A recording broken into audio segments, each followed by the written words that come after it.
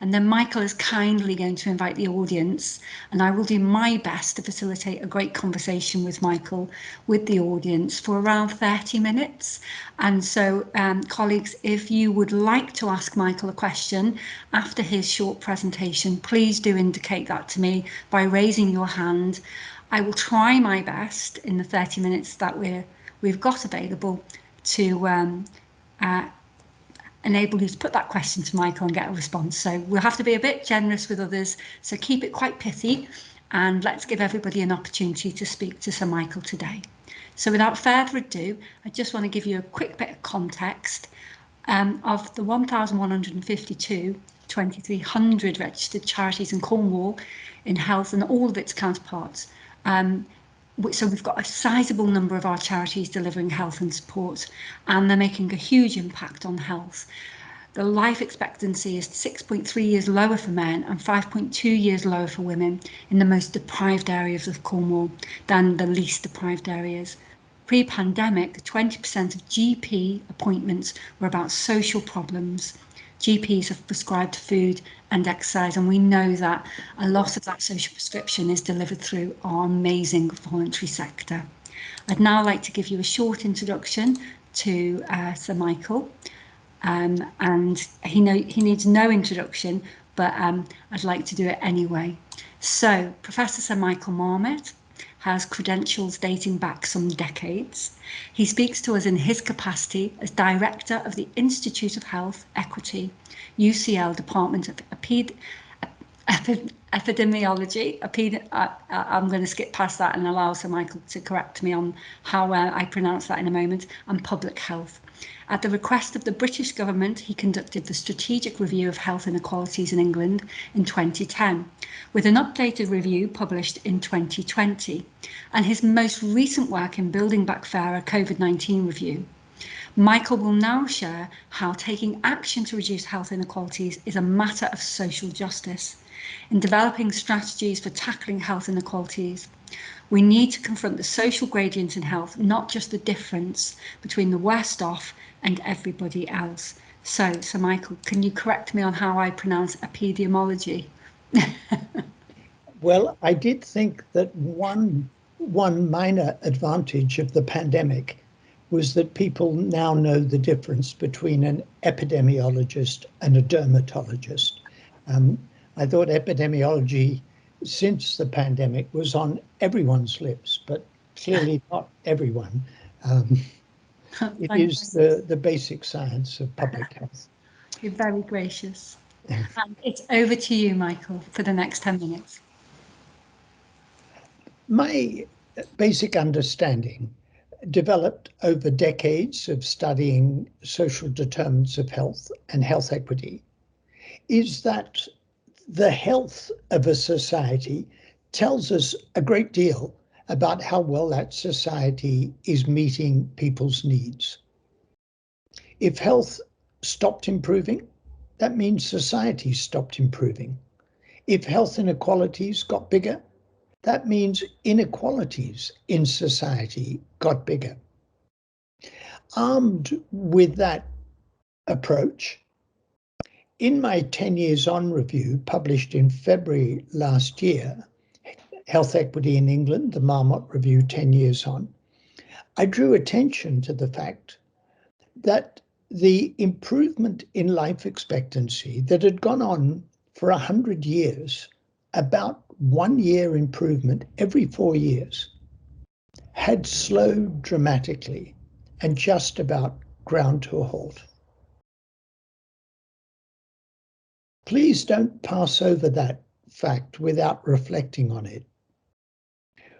We are entitled to think that health gets better all the time.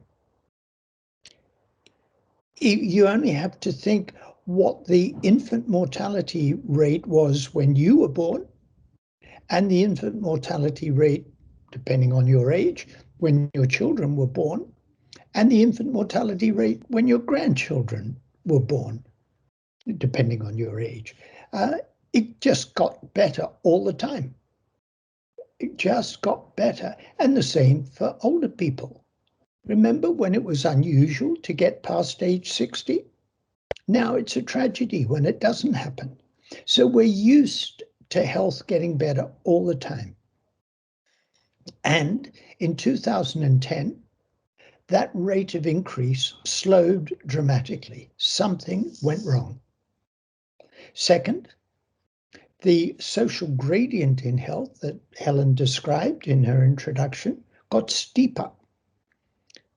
She talked about the inequalities within Cornwall. When the Grenfell fire happened, it was in the Royal Borough of Kensington and Chelsea.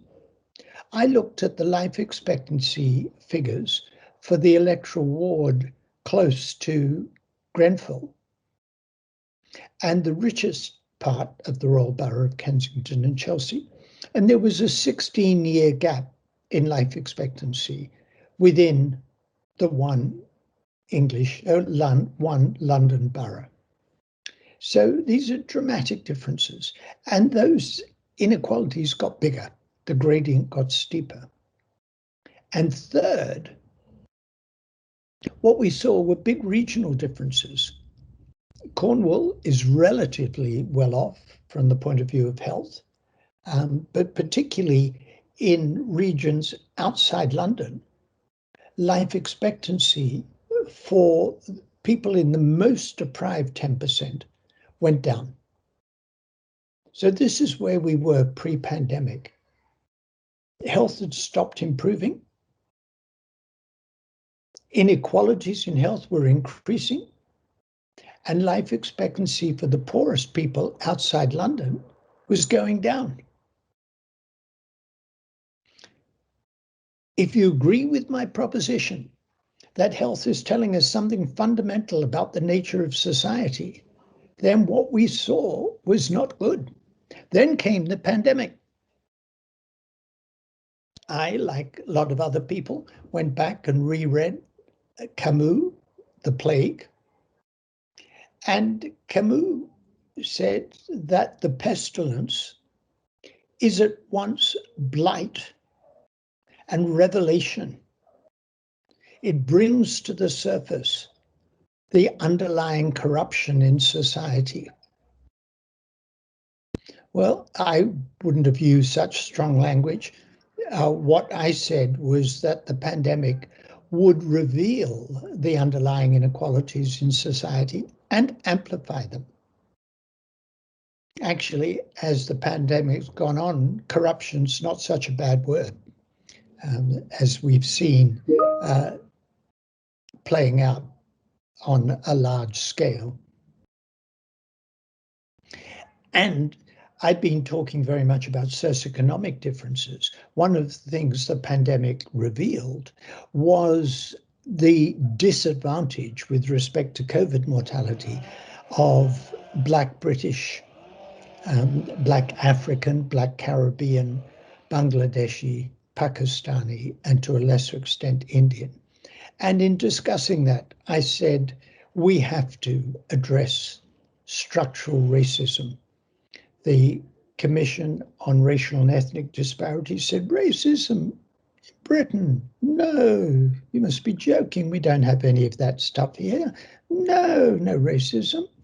Well, I drew attention to the high COVID mortality, to disadvantage with respect to mental health, experience of maternity, outcome of pregnancy.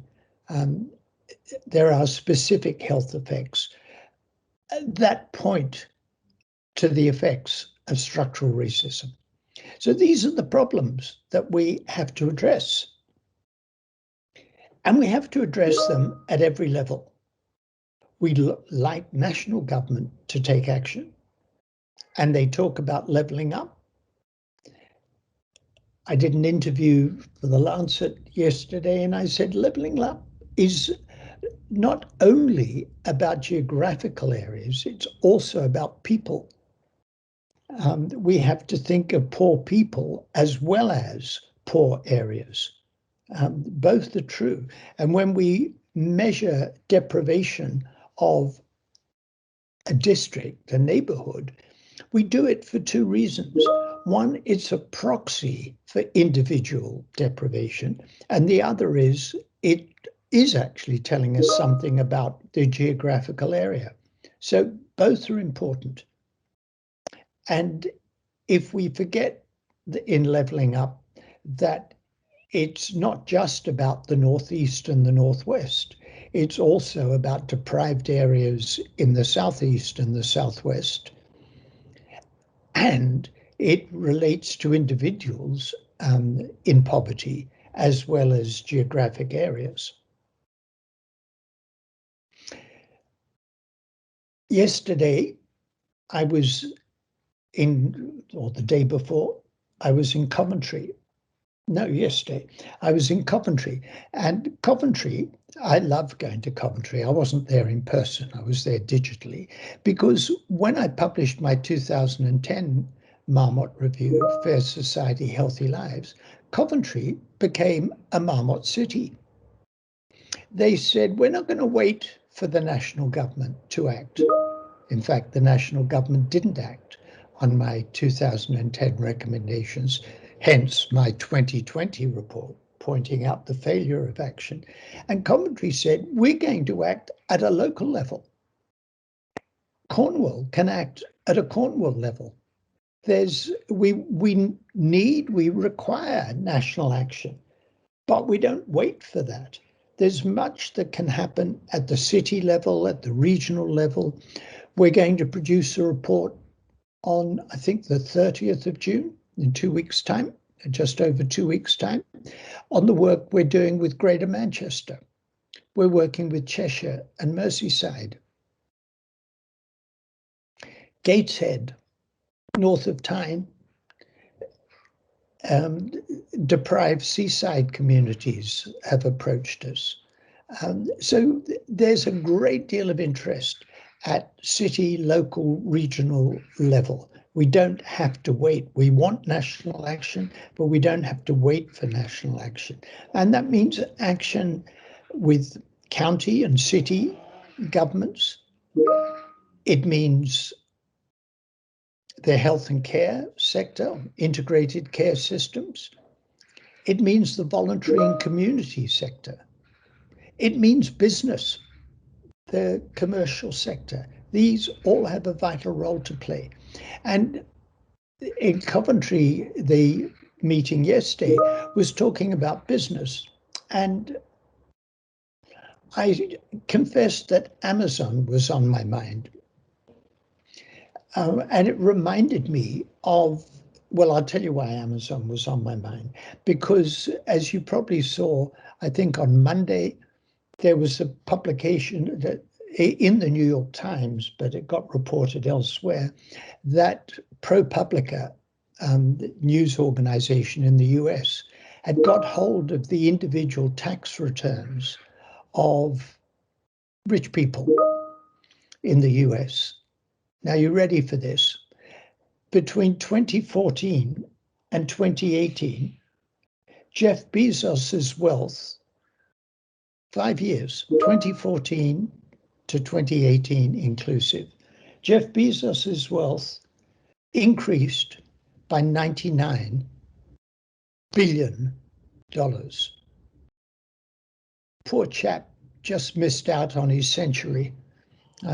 Only got 99, but he was in the nervous 90s. Only got $99 billion. He paid on, so what ProPublica did was they looked at increase in wealth as well as income. For 3 of those years, he paid no income tax. The poor fellow made no income. Terrible. I saw flashing up on my iPad. I get these news items flashing up on my iPad, and it said, Jeff Bezos is going to shoot himself. And I thought, goodness, well, I guess better him than somebody else. And then I had a closer look at the headline. Jeff Bezos is going to shoot himself into space. So that's what you do when you accumulate wealth of $99 billion in 5 years and pay an effective tax rate of 0.99%. 0.98%. The average American family pays about 14%. It's a very low tax country, which is why their public services are so dreadful. But the average family pays about 14%. Jeff Bezos paid 0.98%. And I had written about an employee in a warehouse for a big online supplier. And this fellow that I'll call Alan was a picker. What that means is you go online and you order something. The order goes to the warehouse, and Alan has an electronic gizmo that tells him to go to row P, shelf 7, and pick up item 182/C. Put it in his trolley. Then the gizmo flashes again, tells him to go to row N, shelf 3, pick up item 201/R, put it in his trolley. And it keeps going till he's got about 180 kilograms in his trolley. And at various times it says, faster, faster. You're not going quickly enough, faster. And so he takes it to a packer who packs it up, sticks a label, and off it goes. So you click, he picks, she packs and sticks, and you got it. He's miserably paid. And when I interviewed this person that I wrote about, I thought he illustrated everything that we had learned from studying psychosocial characteristics at work. High demand, like low control. That's what Alan had. High demand, faster, faster. You're not keeping up with your quota. Go faster. But zero control. He couldn't choose to go to row N before row P. The gizmo tells you to go to row P first. So high demand, low control. Imbalance between effort and reward. Lowly paid, very little prospect for promotion. In fact, he got more penalty points for doing various things wrong than he got promotion. Perceived organizational injustice, shift work, heavy lifting. Each of those is related to increased risk of physical disease and mental illness. It was as if his employer had taken everything we know about adverse work environments, put it in a syringe, and injected him with it. So as we think about our future, we need to be thinking about working conditions as well as living conditions. What does good work look like? And we know what it looks like. It looks like a living wage. It looks like having some control over your work, feeling like you're invested in it. In fact, it's a model for life. That's what community action means, having some control. It may be at the individual level, it may be at the community level, but having some control over your destiny, feeling invested in it, engaged. This is our lives that are on the line here. It's our community resources. It's the things we can do for each other. It's our children and our older people and our relations. Perceived organizational justice, absolutely vital. And shift work and heavy lifting, well, it doesn't quite apply more generally. But you can see how that's a model for life. And then I was thinking back to this ultra-rich man who accumulated $99 billion in 5 years. And think about the pandemic. Think what the pandemic did to people's income. Okay. In the US, last year, America's 651 billionaires accumulated an extra $1 trillion of wealth, $1,000 billion. They could have written a check for $3,000 for every single one of the 330 million Americans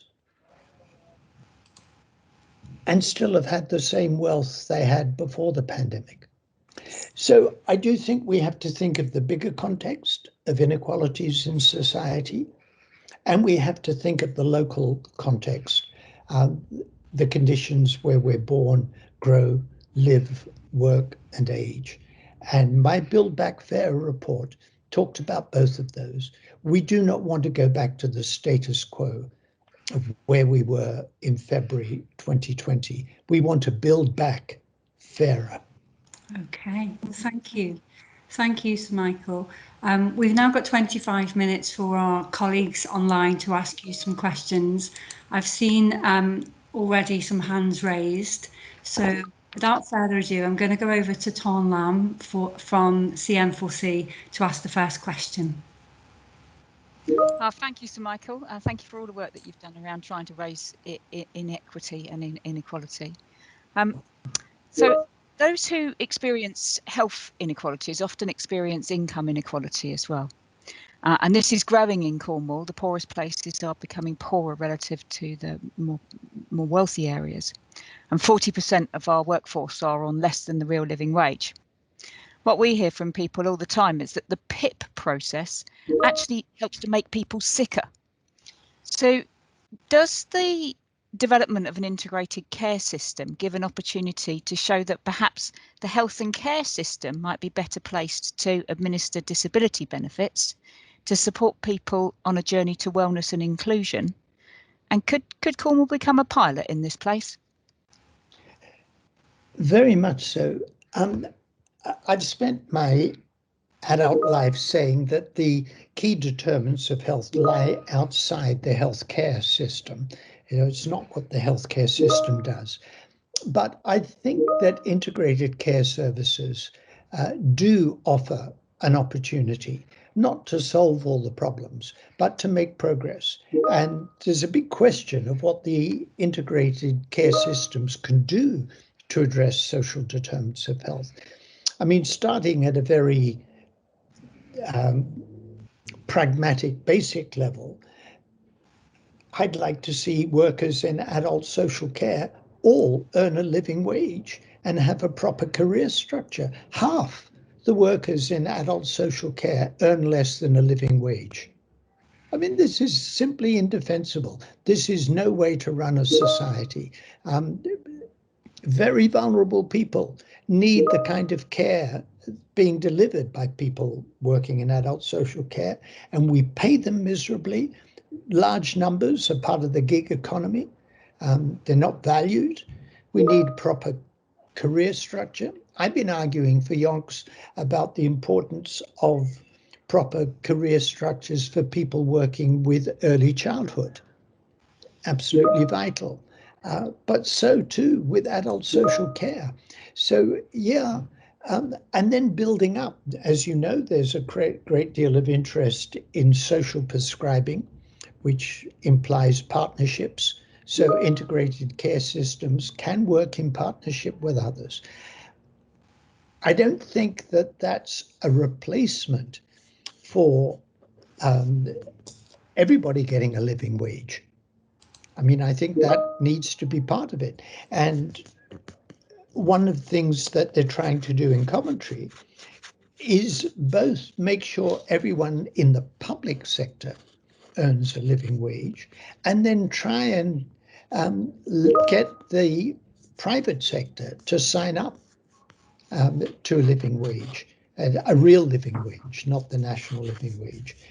So I don't think just what the integrated care systems can do is enough, but it's a very good start. Thank you so much. Thanks for asking that question too, Tom. I've got 4 questions in the queue and 20 minutes just to give you a sense of time, Okay. Michael. So Alistair. Thank you, Sir Michael. It's a real honour to hear you speak. one of the things that you've said, I think, quite eloquently in several of your reports is the link between health and housing. I think one of the quotes I remember is, "What good does it do to treat people and send them back to the conditions that made them sick?" Despite that, we still don't see across the country any great link, I think, in thinking between health and well-being and housing. What can we do, I guess, to try and raise the priority of that at a national level to change strategic approaches? And what do you think we can do independently at a local level, regardless of what happens with central government? Yeah, housing has been neglected for so long. I said this speculatively, and then I've heard others say it too, so I think it is probably true. It's so rare to find a straight line relation between a policy decision and an outcome. But the policy decision in the 1980s to sell off council housing and not replace it has led to our current housing crisis. I mean, one calculation, if you look at child poverty, I had a figure from London. Child poverty defined as less than 60% median income before housing costs was 17%, 1/7 of children were in poverty. After housing costs, it was 37%. So housing is causing poverty. Poverty is causing bad housing. They're tied in together, and poor housing, quite apart from the cost of it being bad for health, we know that in general, the private rental sector has worse housing quality than the social rental sector. Now, it can't be solved quickly. It takes time to put new housing up, but it's been neglected for far too long. It's urgent, and we need to deal with quality, which can be done at a local level, price and availability, and they're all crucial. But the price and quality can be acted on, I think, more quickly than creating new housing. But you're absolutely right, it's vital. Thank you, Sir Michael. And we've now got a question from David. Great question, Alistair, by the way. Yeah, hi. Thank you very much. So, Michael, every measure, every one of the indices of deprivation is a human right. We spend millions, though a lot less recently, on the human right to a fair trial. Why do we spend and do so little on the human rights to health, environment, education, housing, and protection from crime? Yeah, I'm a convert, I have to say. I was a reluctant convert, to be honest, but I'm a convert. I produced two other reports apart from the ones we've been talking about. One was I chaired the Commission on Equity and Health Inequalities in the Americas, and on the 31st of March, we published the Commission on Social Determinants of Health in the Eastern Mediterranean region of WHO, North Africa and the Middle East. And we called our second one Build Back Fairer.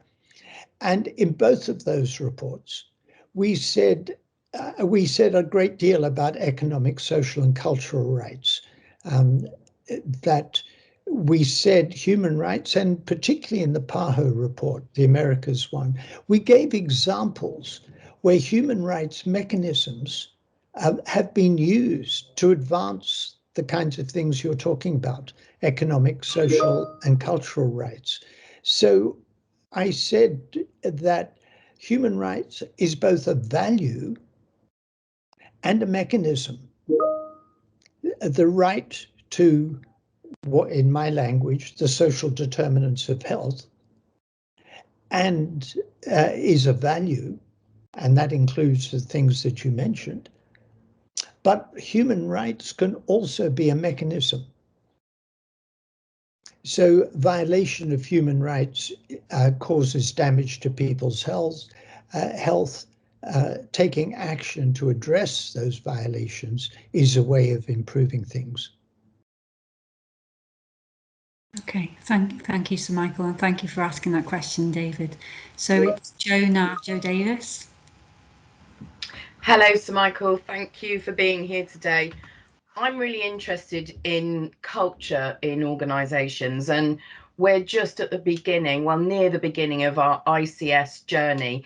And being from a little tiny voluntary sector charity, I've seen health talking about the ICS as if it's a health thing, and I've seen the local authority talking about it as if it's a local authority thing, and some really keen individuals who are trying to break down those barriers. What I'm interested in, how do we change the culture when we're under pressure of being judged by numbers in every big organisation? How do we bring those organisations together to trust each other, collaborate with each other, and put people and communities first and not the system first? Well, an event I did yesterday afternoon was I co-hosted with a group called Compassion in Politics. And the whole mission of this group, in a way, is to change the culture. Compassion. You might say empathy might be a better word, but it's changing the culture. And one of the people who spoke, Rachel Clark, who's this palliative care specialist from Oxford, who's written about her experience on the front line in COVID during the pandemic. And she said, I'm not doing justice to the way she put it, but the privilege of every day seeing people at their very best, both relatives of people suffering from COVID and doctors, nurses, other people working with patients, of seeing people at their very best. So it's all there. It was, in a way, what she was saying. We are capable of being good, caring people. We are capable of going beyond the performance culture, and the metrics are very important. I mean, I look at numbers all the time. That's what I do for a living, is look at numbers. But we are capable of going beyond that to our human values. And I think that's got to come from the bottom and from the top. We talked with the Global Commission about the Nutcracker, the action from people, organization, the actual people involved in communities and organizations, and the leadership from the top. You need them both, of setting the direction for the organization, but people saying this is what we're about. And I sometimes get asked, what advice have you got for young people? And my comment repeatedly is, I tried advising my own children and that fell on deaf ears. So why should I think I could advise anybody else? But what I do say is what a privilege it is to work in a field about health equity, to know that what you do every day is trying to fight the cause of social justice and health. And I think that's what you're talking about, Jo, within organizations, changing the culture. But I'm willing to bet that your colleagues inside are fighting the same cause you are. Yeah. So that's why it's engaging their best values and getting the support of the leadership from the top. We need them both. We're going to develop a nutcracker, Sir Michael, for definite. Thank you. Thanks for your question, Jo, and thank you, Sir Michael. We may have a chance for one, maybe two more questions, but the next one's from Jane Johnson.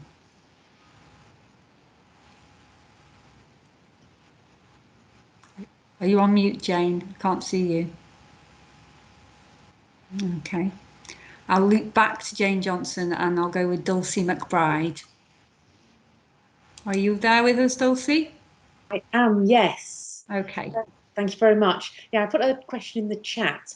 I'm now working in Cornwall and trying to talk to people about health inequalities, and lots of people have been talking about health inequalities post-pandemic or during the pandemic, which is great. What people struggle to understand, and what I'm clearly struggling to explain, is people don't really seem to understand about the gradient of health inequalities and talk about the group that have the worst outcomes compared to everyone else, as though everyone else is finding one group that do poorly. Do you have a brilliant way of explaining to people about the gradient versus the group that are worst off compared to everyone else? Thank you. No. Okay. What I do say, figure 1 in the 2010 Marmot Review and in my book, The Health Gap, is life expectancy and healthy life expectancy by level of deprivation. And what it shows is that people near the top have shorter life expectancy and shorter healthy life expectancy than those at the top. People in the middle have shorter life expectancy than those near the top. Now, if you take disability-free life expectancy, the gap between, see, I've already lost your audience. If it took me so many sentences, then it's hopeless, but I'll get there. The gap, if you take the 5th centile, so the most deprived 5%, and the 95th, the least deprived, for disability-free life expectancy, the gap is 17 years. So you can say, yep, poor people have 17 years on average shorter healthy life expectancy than rich people. In the middle, the gap's half of that, it's 8.5 years. You, comfortable middle class, you thought, hey, I'm fine. This doesn't affect me, it only affects poor people. Yes, it does. Your healthy life expectancy is 8.5 years shorter on average than the people at the top. This affects all of us. We're all engaged in this. Everybody below the very top is engaged in this because it affects all of us. We're not as healthy and we won't live as long with healthy lives as if we were more privileged. And it doesn't have to be like that. We know that if you're in Norway or Sweden, the gap would be less. The disadvantage of being in the middle, never mind being at the bottom. And just to make matters worse, I said I've already lost your audience, but to make matters worse, we coined the awful phrase, proportionate universalism. Now you've lost them completely. But what we're trying to say is that we want universalist policies. The National Health Service is a universalist system. It's there for all of us, rich or poor, middle, or whatever. And if you've got diabetes and peripheral vascular disease and problems with your eyes and your kidneys and your toes, the health service spends a lot on you. And if you're lucky enough to have none of those things, it's still there if you need it. And as I sometimes joke, you know, if I were bungee jumping at age 95 and the rope snapped as I plummeted to my death, I wouldn't say, damn, I spent all those taxes and paid all those taxes. I never got the benefit from the NHS. I'd say, great, you know, wow, that's a good system. So it's a universalist system with effort proportionate to need. And a healthcare system for the poor is a poor healthcare system. An education system for the poor is a poor education system. So we do want universalist policies. We want poor people to have the same healthcare, education, social as people in the middle. But we want people in the middle, their kids, to have as good education as the fee-paying, the independent schools. Why we want them to have the same tennis courts and football pitches and swimming pools and theatre and music and all those good things that fee-paying students have. I'm not going to go down that rabbit hole of whether we should or shouldn't have private education. You could some other time. But we want the middle kid, the kids in the middle, to have the same benefits as the kids at the top. So we want universalist policies with effort proportionate to need. Thank you. That's brilliant. Thank you for that question, Dulcie. And we've got just 4 minutes to go, but I want to give Jane Johnson the opportunity to ask Sir Michael the question. And if we can finish in around 4 minutes, that would be brilliant to keep us on schedule. Jane. Thank you, Helen. Hello, Sir Michael. Lovely to hear from you. I absolutely agree. Inequality in society, was revealed and amplified due to the pandemic. I think it's also fair to say that people with long-term health conditions or who have a disability face many challenges which negatively impacts on their well-being generally, such as poor accessibility within the built environment, unmet communication needs, lack of toilets, parking, and the list goes on. But they all impact on their social and economic opportunities. Yet we've had over a quarter of a century of legislation which was designed to prevent that discrimination. So my question is, how can we overcome health inequalities when society prohibits around 20% of its population from having those equitable life chances? Yeah, I don't. The reason I'm pausing, we're all struggling at the moment. I was listening to a discussion about the decline in centre-left parties across Europe. Recent elections in Germany, Angela Merkel's centre-right party did very well in regional elections. In France, the centre-left parties disappeared. The Labour Party in Britain is in deep trouble. It's very common. It's not just about Labour in Britain. It's about a set of policies and ideas and approaches that for some reason are not high on the political agenda. And I always argue it from a health point of view. And I try not to get involved in party politics. I want sets of policies that will improve health and reduce health inequalities.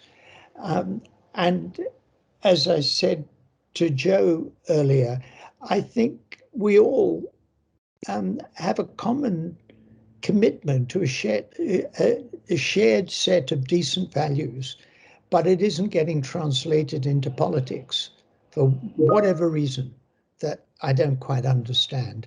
And in a way, that's why the local and regional action is so vital, because in Coventry, in Cheshire, Merseyside, in Greater Manchester, and the places we're working, they understand this in spades.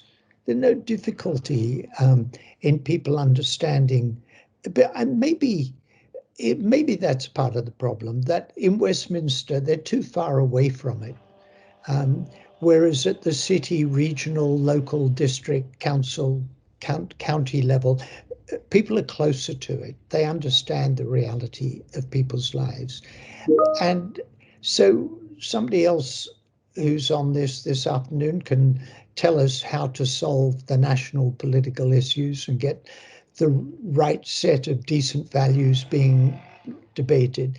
In the meantime, what you're trying to do in Cornwall and in other parts of the country is absolutely vital. I said social injustice is killing on a grand scale. And it seems to me what we're doing is trying to work to create social justice, to subscribe to the kinds of values that you articulated. And that's why I've been so pleased to come and join you this afternoon. Thank you. Thank you for your question, Jane, and thank you, Sir Michael. Far from leaving our audience behind, they've been absolutely fully attentive. The activity in the chat box has not stopped. You've really inspired a massive conversation going on in that sidebar. Thank you for starting with that context around the polarity between the mega rich and the very poor, and how you know, being not taxed and reinvesting in society is part of that root cause as well. And thank you for your invitation for us to not wait for national government, but to get on and go local. And thank you, especially as you mentioned Merseyside, my hometown, which, you know, makes complete sense why we didn't wait to be invited twice, because that's the sort of people we are.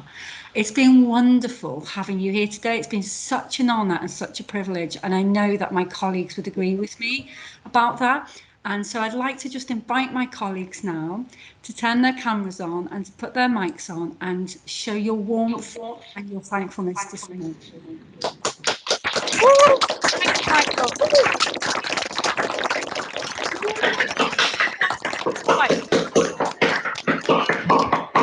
You're feeling some of Cornwall's love. Thank you. Thank you. Bye-bye. Okay, goodbye. Oh, that's wonderful. So, colleagues, we are, you know, almost on time now to take us into the next section of our conference. I'm just wondering how we do this. I'm going to park the Mentimeter question at this point so you're not running late into your workshops. And I'm going to take this moment to just introduce to you Hazel Stuteley. Hopefully I've pronounced that correctly, Hazel, who's working with David Ainsley, who we've heard from today. I'm going to give you a short introduction to Hazel's work and David, and I'm also going to give you a short introduction to Caroline Dann in Travel Space, because they are going to be your brilliant workshop facilitators over this next section. Okay, so Hazel has worked as a nurse and health visitor and health inequality specialist within low-income communities for over 50 years. You do not look old enough, Hazel. You're very beautiful. In 1995, she founded the multi-award-winning Beacon Project, which I'm sure a lot of you have heard about, which set about to try and reverse the decline of a deeply disadvantaged community in Falmouth. And it's got in brackets Cornwall, where we all know where Falmouth is here.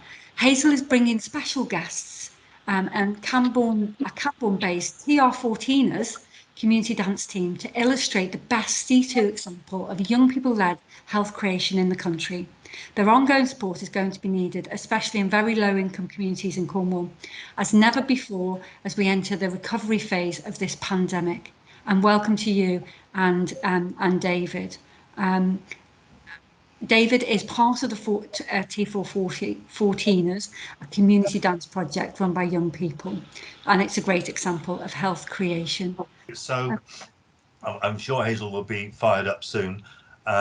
Hazel set up the Connecting Communities project many years ago, and my police team, because I was a local neighbourhood police sergeant in Camborne, was the first police group to join that, and the first public sector group, I think, to join that. And one of the outcomes was the TR14ers, as it's now called, TR14ers Community Dance Charity Limited. And without Hazel, and I see Deborah Hinton's up there somewhere looking in, there's quite a few people around who would never have achieved that. Here we go. Right, there we go. Shall I just crack on then? Yes, please. Okay, so way back in 2004, I met Hazel in a conference in Tregenna Castle Hotel. The conference was a Cornwall Council, or Cornwall County Council, it would be then, conference on how do we train our leaders in the council to understand deprivation. And Hazel said, I don't think you can. And I put my hand up in my police uniform and I said, I understand, I agree with that lady. I don't know how you can if you haven't lived it or at least crossed people's thresholds. So then it was breakout groups, and they said, who would like to go in a breakout group with Hazel? And I was the only one. So everyone else thought they understood deprivation. We realized that perhaps there was some work to do.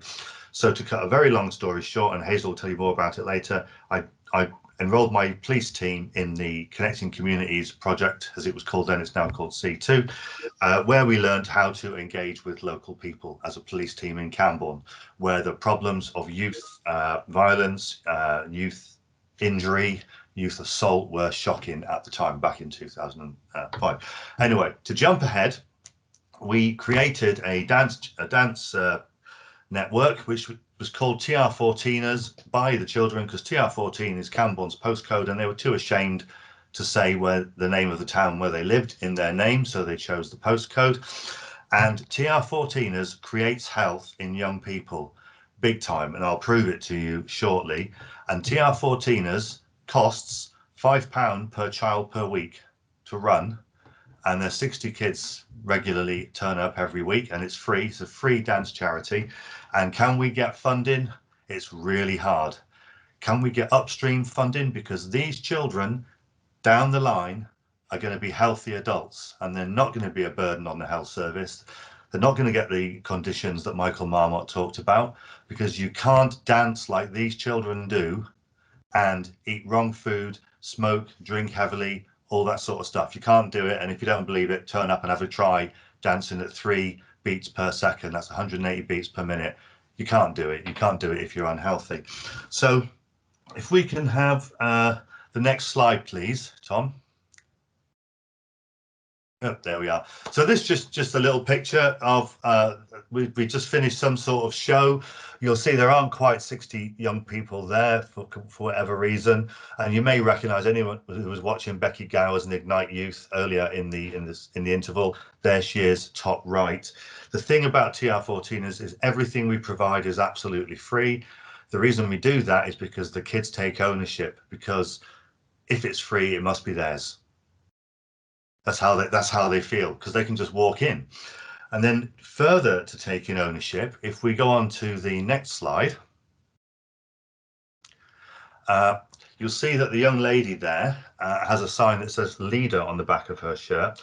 So what we do is we pay dance teachers to coach the older children in leading the younger children in delivering their own dance, their own choreography. And the way that the children become leaders is as they get older, because we do from 5 to 18, they develop a little group of followers.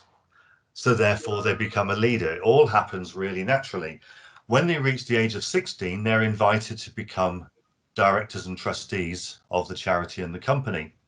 The young lady that you see there is a director of the charity, or director of the company and a trustee. She's just about to turn 18, and she's given me permission to tell you about her experience of deprivation, her lived experience. She lost both parents before she was 8, and her brother killed himself. She is just about, I'm getting a bit emotional, but she is just about to go to the Shockout School of Dance in Manchester.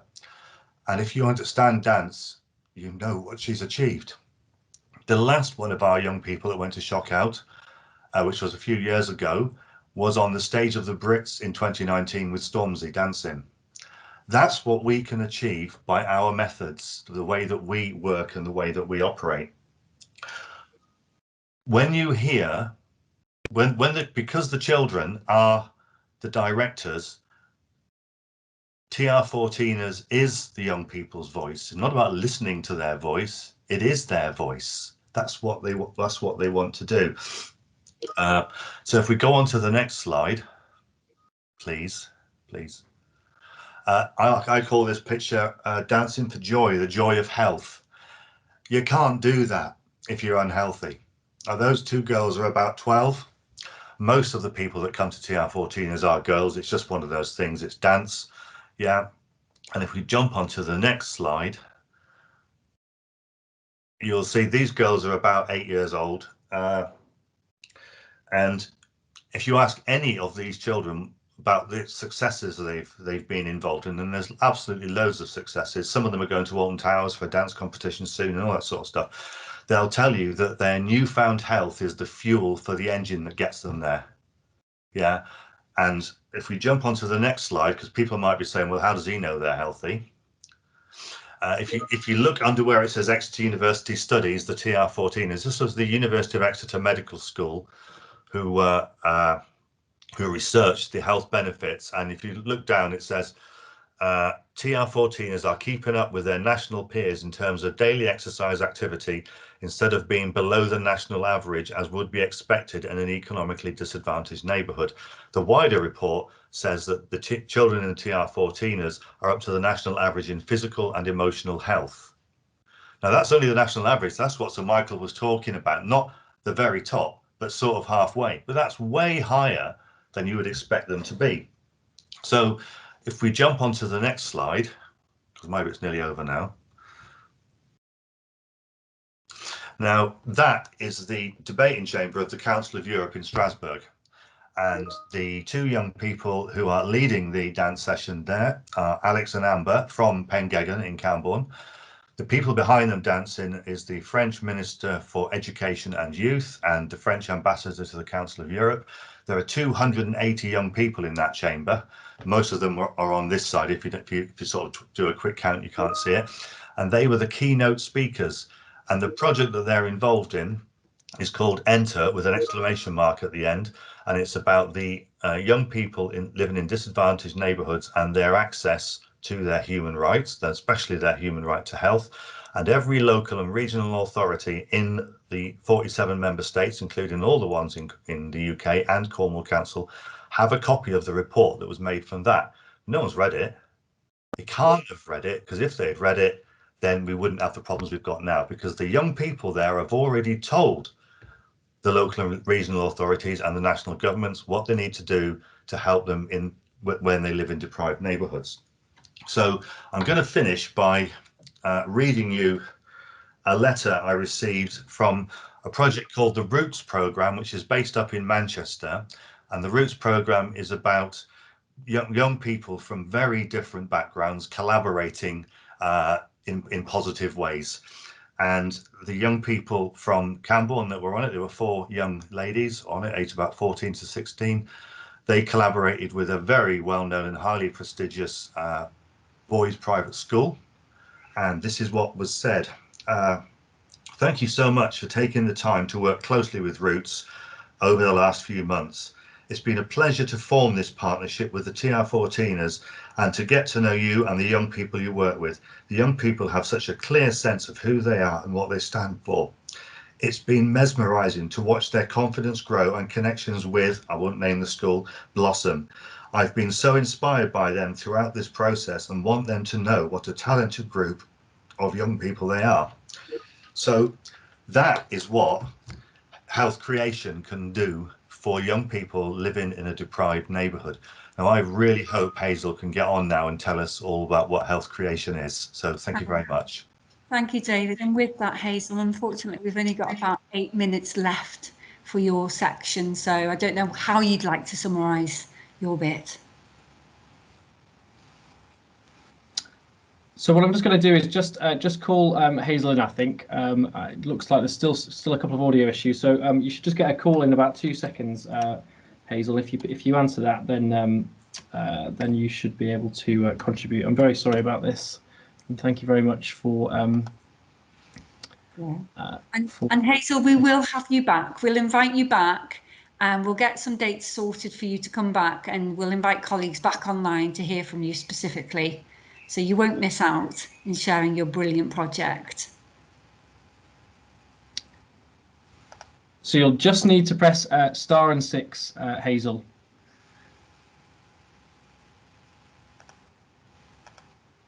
Hi. Fantastic. Hello. Oh, thank goodness. What a complete nightmare. Guys, I'm not going to get an echo now, Tom. You'll just need to bring your phone a bit closer, Hazel, or go on loudspeaker. Okay. Is everybody hearing me now? Yeah. Okay. I don't know if it's too late to show my slides, is it? No, I can bring them up. Okay. We've got about 5 minutes, Hazel, so. Goodness me. We haven't got time, have we? What a shame. I was so hoping to take you through the story that started it all, but that's not going to be possible. Okay, well, it's been a wonderful conference so far, and I hope you enjoyed hearing David. Are you all still hearing me? Can I have a thumbs up if you are? Yeah. Okie doke. Yeah, health creation, what can I say? I'm very hopeful that it's the way forward to tackle health inequalities. So just for those of you that don't know me, I'm a nurse by background. In the 60s, I witnessed health creation, I've witnessed health inequalities for the first time, and it's driven me ever since. But the hope I feel now after all these years, particularly post-pandemic, health creation, my definition, which is I think in widespread use now, is it's just the enhancement of health and well-being that occurs when a community or an individual gains a sense of control over his or her environment. Now, this is incredibly powerful, everybody. I can see I've just got 5 minutes. And I think you will have heard that coming through in David's presentation, won't you? I don't know if you can just move that on very quickly to the next slide. Yeah, so it all started in Falmouth. All the learning came from Falmouth 20 odd years ago now, and we had some extraordinary outcomes. And I just want to explode a myth. Today's a little bit about exploding myths. One of the speakers this morning, wonderful, Cassie. Oh, and just to say, hasn't everybody been incredible? Emily as well. But let's explode a myth. This isn't about money. What happened in Falmouth with some most incredible outcomes, which we might be able to move on to, if you don't mind, Laura, just finish people off with, I mean, this is where we started in 1997. I won't try and read through those. If I just tell you how bad health was on that estate, the estate was totally out of control. Health was awful. I had to have police protection as a nurse. Then in 2 years on, what we did in the meantime, we just connected the people who lived there with the people who worked there. Now, this is all about the broader determinants of health. Health lies outside of the NHS, as Michael said. It's housing, it's the police, it's local government, it's the fire service. But most of all, it's the communities themselves. You bring them together and form a place-based partnership, which is what we did, called Beacon Community Regeneration Partnership. And the outcomes in 2 years were utterly extraordinary. Now, it's not about money. We had no money. Now, that community, it didn't even have a voice until we formed a tiny little residents association. That residents association generated £2.2 million worth of funding, and all the improvements came from that. So it's not about starting with money. It never is. We've taken this all over the country. We have probably well over 40 communities now. But let me just take you quickly back to Beacon. About 5 years ago, we got some Treasury economists to actually, the outcomes. Can you move on to the outcomes, Laura, please? The outcomes were extraordinary. I wanted to show you that little slide of the gardens because that was it. But I'm going to whistle through these, but because we were a partnership that was led by the community, but with everyone from the wider determinants of health, so housing, council, fire service, police, we were all on this partnership and just coming together, forming relationships, strong relationships. And in 2 years, you can see the transformation for yourself. But there were outcomes for every sector, extraordinary outcomes. And I know, I can see I've got 2 minutes. If you move on, Laura, just quickly. For health and social care, I'm not going to try and read these out because I figured with these slides, even if my technology's let me down, you can visit these slides later. And if you move on to the next slide, which will tell you education, extraordinary. We did not expect this. 100% increase in educational attainment in boys Key Stage 2. And you can read some of those others for yourself. Just extraordinary outcomes in just 2 years. Now, can you move on again, please? Just very quickly, Laura, to the next one, environmental. So I just want you to get a sense that every sector gained. But here's the thing, when we got Treasury economists to measure what these amazing residents and this community had achieved for itself, social impact valuation measured it at £4.3 million. It would have cost £4.3 million for mainstream provision to bring about these kinds of outcomes. And all of these outcomes came from the community themselves. They led every step of the way. Right, I now can see I've run out of time. You could just whistle on, I think. Hazel, maybe, no, Hazel, we can't. Hazel, We need to stop now, Hazel, thank you. Colleagues would like to give you another 5 minutes. Oh, golly, is that right? You keep Fantastic. going. Thank you. I'll keep going. Okay, so you can see the outcomes for the police. So I just want you to get a sense of these place-based partnerships. Ours was called Beacon Community Regeneration Partnership, BCRAP for short. It absolutely wasn't.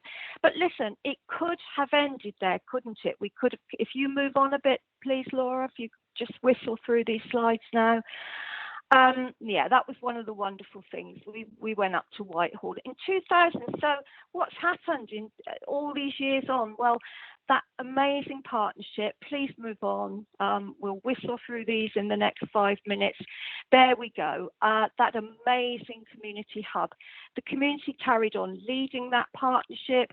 And that's the wonderful quote from Grenville. We thought we were doing up houses, but we were doing up lives. If we just move on quickly, there's an artist's impression, I think, to follow. Just a beautiful, I haven't got time to explain that to you now, but that picture's now worth £2,000. That was an artist who painted that 20 years ago. And it's all about what that little resource centre was able to offer. That resource centre and that partnership kept its doors open till 2018. And in fact, some of those outcomes you saw not only stayed the same, a lot got even better. If you can move on, please, Laura. I think if we can try and get through. This is how we've influenced social movement. Now, I just want to, hopefully I've got 2 minutes to tell you that there is a whole social movement about health creation right across the country. And it all came from Falmouth. The visits to the partnership, we reckon we had everybody there except for maybe Nelson Mandela. We had 4 Secretary of State for Health. We had housing ministers. If we move on to the next one, we had royalty visit us. And we know that we've influenced policy in years to come. Was this going to be transferable? Well, yes, it was. And that's where Exeter University comes in. We've partnered with Exeter for the last 20 years. If you can just move on very quickly, Laura. The HRH years. Here we go. That's my definition. The HRH years. Now, I'm just very quickly, because this influenced Obamacare. We met with Don Berwick back during those years. His Royal Highness, the Duke and Duchess of Cornwall, became self-appointed patrons of C2. I haven't even said that's the organisation I ran. It stands for Connecting Communities. And it's, I even had breakfast with Archbishop Desmond Tutu to talk about how when people have a sense of influence and control where they live, it's an extraordinary accelerator of health. It's a preventer of chronic and ill disease. And everybody should be shouting and yelling about it. It's about changes that happen in the brain. No time to explain that now, but it's extraordinary. There is one final slide to finish with if you fast forward to the end. And my huge apologies, everybody. Right, that's what everybody thinks causes health, but these are the things that really, these are the transferable principles. Won't go through them. Final slide, I think, is on its way. The wonderful Grenville and June, who have, there we go, all over the country. We're still working all over the country. The spread has been wonderful, but it all started here in Cornwall. And there's one final slide, I think, which says it all. Hopefully, maybe there isn't. There we go. Health flows from the interaction between a person and the social and physical environment which they grow and develop. Thank you for indulging me in an extra 5 minutes. Not at all how I planned it. And I do apologise for the, I don't know if it's broadband width down in Mullion, but there you go.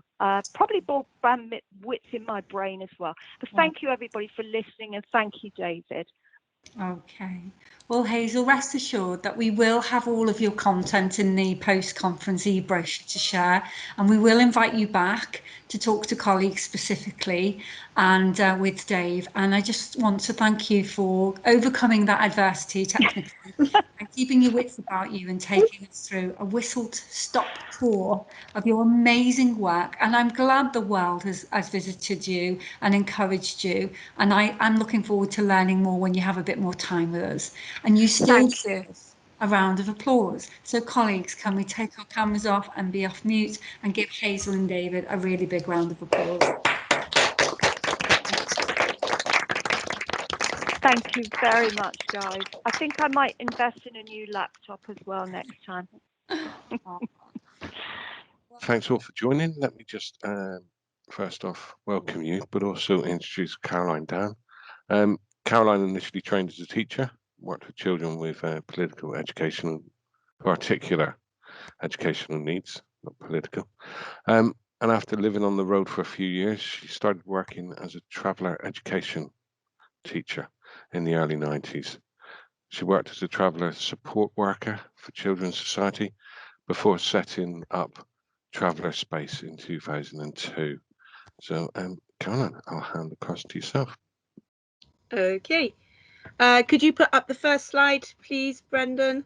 Okay, yes. So, my name's Caroline, as you know, and I work for Traveller Space. We're a charity supporting gypsies and travellers in Cornwall. And recently, we have also moved into Devon because the work that we've had during the pandemic has grown exponentially. So we're now covering a bigger area. We have a play bus that we take out to families who are living by the side of the road. You can see there on the left the play bus out with some of the horse-drawn community, and there's the inside of the play bus. We can get up to 15 children in the play bus with a couple of workers, and although essentially we do sort of early years work, kind of, you know, the kind of things that you'd find in your standard kind of preschool, the staff are all there to also signpost people to other services, particularly health, education and welfare, and they will come and help. They'll help with anything that is asked of them, basically, and that can be anything from getting kids into school to accessing mental health services to needing help with planning, being evicted, any kind of work that we might do. This picture is of the Toluva Centre, which is a former children's centre which we've been involved in since it was built in 2005, and we've ran our Gypsy and Traveller Women's Group there since 2005. In 2018, we took over the running of the centre, and it's now almost exclusively used by the Gypsy and Traveller community. There's a local site nearby, which is quite large, and we've just carried on using it. So we have our women's group, I'll come back to that in a minute, which is quite large. We also run a literacy group because a lot of the people on the local site have very low levels of literacy, and they wanted to improve them. They wanted to learn to read and write. They wanted to be able to do some short courses and take some qualifications, all that kind of thing. Everything we do is led by our project users. So if there's something that they want to do and we have the capacity to do it, then we will endeavour to facilitate that. So one of the things that came out of one of our steering groups meetings, which I'll come back to in a minute, was that young people wanted somewhere that they could go on their own, away from their younger brothers and sisters. And in the Gypsy and Traveller community, very often young people have a lot of childcare responsibilities. So we also felt it was very important for young people to have their own space to meet without having those additional childcare responsibilities on top. Next slide, please.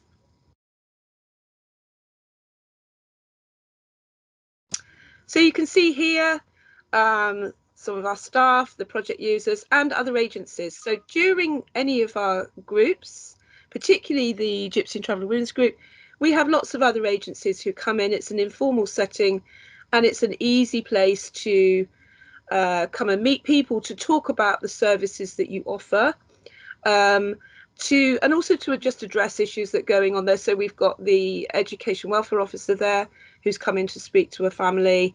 The midwives are there, the health visitor. It's an informal setting, and it's much less intimidating for families, I guess, to have someone turn up to the women's group, which is they very much see as their space that's controlled by them. People are invited in by them, and people sit around the table, have a chat, have a cup of tea, do a bit of craft, and then they might talk about the services they have to offer, or they might, say, can we go and have a chat about, whatever issue is going on. So it works really well, I think, for our service users, but also for other agencies who are involved with us. Next slide. So this is our Gypsy and Traveller Women's Group. It's been running since 2005. We have, as you can see, it's pretty busy. We have around 40 people turn up every week, from 0 to, to 60, if you like. And you can see there's lots of people in there. There's people from other agencies in there. There's lots of activities going on. So there's always craft activities, because it's an easier way to chat to people, to sit around the table doing something, rather than feel like you're kind of interrogating them, I suppose. And then every week, the women decide on what they'd like to cook. And the next week they go along and prepare a meal. And then at the end of this session, we put all the tables together and everyone sits down and eats together again. And I do believe that eating together is a really good way of building community and just making, building those links with people. Okay. Unfortunately, during the pandemic, we haven't been able to run the women's group. We've had to split into family groups, which is a real shame. But the family groups are still quite big. We may have, 12 people in a family. So we're running those groups mostly in our outdoor space, which I showed you earlier. Okay, next slide. So you can see some of the other things. If you go back one, you can see some of the other things that go on. We have early years staff to work with the children. You can see Indiana there having a really lovely time with the paint. Most of it's on her head, but she's having a great time. We run lots of short courses too for a lot of the people we work with do not read very well or at all, and would like the opportunity to catch up with their education. We found it very problematic over the years getting young people into college with cultural taboos around transport, and then issues around bullying, racist bullying in college and in school means that it tends to be quite a difficult experience for a lot of our young people. The long and the short of it is that we tend to run courses here at the centre. They are chosen by the project users. It's very flexible, so if they go off travelling, they can come back and pick up where they left off, which often isn't the case in college as well. And we've got a whole range of stuff that we can do, from things like health and safety and first aid, right through to basic skills and GCSEs and anything that people want to do, basically. Or they might want to do cake decorating, they might want to do sewing, all kinds of things. If people want to do something, we'll basically find a way to do it. It's also, the nearby site has almost zero internet access, so a lot of young people, everybody actually comes up to use the internet, and when we're closed, people will sit outside in their vehicles just so they can get on the Wi-Fi, because there is no Wi-Fi access on the site. You can also see one of our staff working with the children, doing just building literacy into what they're doing, into doing a recipe and reading it and getting involved in that. So we have great staff and volunteers to engage with our project users. Next slide, please. And everything is done by consent and by discussion. So we have a steering group, which is extremely successful way of, it's very informal, anyone can come along at any time. You don't have to be a member or anything, but you can come along and talk about what you want to see happening at the centre next. This is how we co-design our services. So it's very important to us and to the project users that everyone gets a say and that everyone feels engaged in the process, that if they don't like something, they can say why they don't like it, what they don't like about it. They can suggest new things. Again, for people with low levels of literacy, it doesn't involve lots of writing. You can vote for things with spots. I can just see a question there: how big or small is the Cornish travelling community? At any one time, there are around 1,500 people in the travelling community in Cornwall, ranging from traditional gypsies, who we have mostly at the centre, new travellers and Irish travellers, and there's also boat dwellers. This particular discussion, I'm talking about a particular project that we did at the centre, so I'm not going to go into the kind of wider discussion, but I'm very happy, if you want to have more information, for you to contact me, you know, about the wider issues of travel for travellers in Cornwall. So yeah, so this is our steering group, and as I say, we use voting with spots quite often for people who don't read very well, so you can have pictures of activities and you can just basically vote with coloured spots on the ones that you like best. And if there's anything that people don't like about what's happening, we will do our best to change it and make it better. We've also got a very healthy volunteering programme. People can get involved in volunteering with all aspects of the project.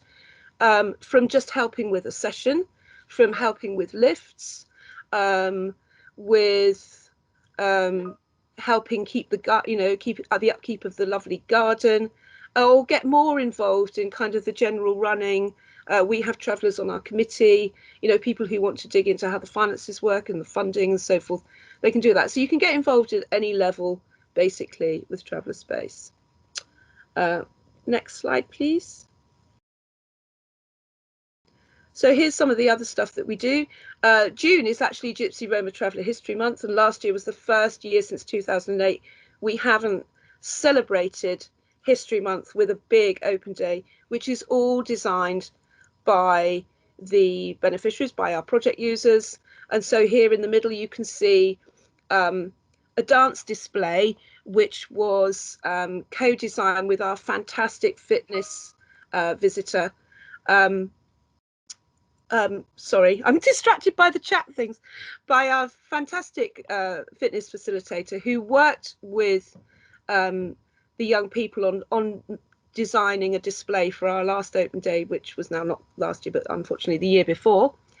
Young people get involved in all aspects of the project, particularly the cooking, as you can see, making traditional dishes. And also through the steering group get to invite other agencies in to come and do workshops with them. So this wreath making workshop is actually delivered by somebody else at the centre, and the young women got, you know, loads out of doing that. You can see the banner in the centre there. That's the banner we use for our open day, which was all made by our project users as well. Okay, next slide, please. And I'm going to talk a little bit about the Tuluva Midwives project, which we won a partnership award for, working with the midwifery service. So here you can see a photo of when we got the award, with some of the pregnant women in our community and the specialist midwives that we have. And I'll just talk to you a little bit about how the Tuluva Midwives project came about. Can you go along to the next slide, please? Okay, so the thinking behind it is that the reason behind the project really is because gypsies and travellers have the lowest maternal and neonatal outcomes and the highest death rate of any ethnic group, and yet have the least access to effective continuous healthcare. So when we say talk about life expectancy, gypsies and travellers generally live around 15 years less than people in the settled community, and neonatal outcomes are very poor indeed. So that was kind of some of the thinking behind this piece of co-production. Could you go to the next slide, please? So our partners were the wonderful Maternity Voices Partnership. The reason, and part of the reason that this whole thing came about, was we had a fantastic midwife for many, many years who worked with this community. She unfortunately retired, and then someone took over who was not keen to visit women on the site, and was suggesting that the women travelled some distance to a surgery that they couldn't actually get to with no transport, and that they met them in lay-bys and so forth to do examinations. And we really, really kicked up a fuss about it. And eventually, Keynote of Maternity Voices Partnership came to us and said, well, can we do some work with you on how to improve this and how to make things better for the women who, who come to your project? So the Maternity Voices Partnership are an independent NHS body. They're focused on service user engagement and co-production, and they're passionate about better births for all in Cornwall and the Isles of Scilly. So what they did, basically, this is Nikki Burnett in the picture here, came along with a couple of her workers. They came along to the women's group for a month. Lots of cups of tea, lots of chat, lots of hearing people's stories, some of which really are quite horrendous. And basically just listen to what the women had to say and about what the service was that they really needed. And it wasn't really that kind of earth-shattering. They weren't asking, they weren't asking for the moon. They wanted to see the same midwives at every appointment to get that kind of continuity of service, and then people that they could trust and that they knew. They really wanted the appointments to happen somewhere that they could get to on foot. So the Tuluva Centre was an ideal venue, and it's also somewhere that they know, that they like coming to, and that our staff are there to support with childcare whilst they're having their appointments. They wanted some understanding. The Maternity Voices Partnership realised that there was a lot of issues around literacy for a lot of the women, and for a lot of people who don't read very well, they also don't tell the time very well. And so they realised that they needed to make the appointments on very easy to remember times. So 11 o'clock, 10 o'clock, 12 o'clock, not 25 past 2 or something like that. That's just basically going to impact on the number of people who don't turn up to your appointments if they don't understand the times. And we were there in the background always to remind people of the times they had their appointments and support that process to make it as effective as possible. They wanted the appointments, if at all possible, on the same day, so they were easier to remember. And yes, to either be visited in their own homes or on the site. So with these findings, the Maternity Voices Partnership then went to the midwifery service and spoke to Angela Bellamy, who said, absolutely great, okay, let's get behind this, and let's first of all have a recruitment drive for some midwives who really want to work with this community. Because basically, like, the women, the people that we work with know immediately if you don't like them, if you don't want to be there, if you don't trust them, all those kind of things, like we all do. We know if someone doesn't really want to engage with us. So they went out of their way to find some fantastic midwives who really wanted to do this work, who were really focused on improving people's health outcomes and giving them a really positive birth experience. It's absolutely fantastic. So the midwifery service just stepped up and supplied what was needed there, which was absolutely brilliant. Okay, next 5-minute warning. Oh goodness me. Right, next slide, please. So this is what the co-production looked like. There's us, there's Traveller Space there as the charity and running the building. We've got the Gypsy and Traveller community.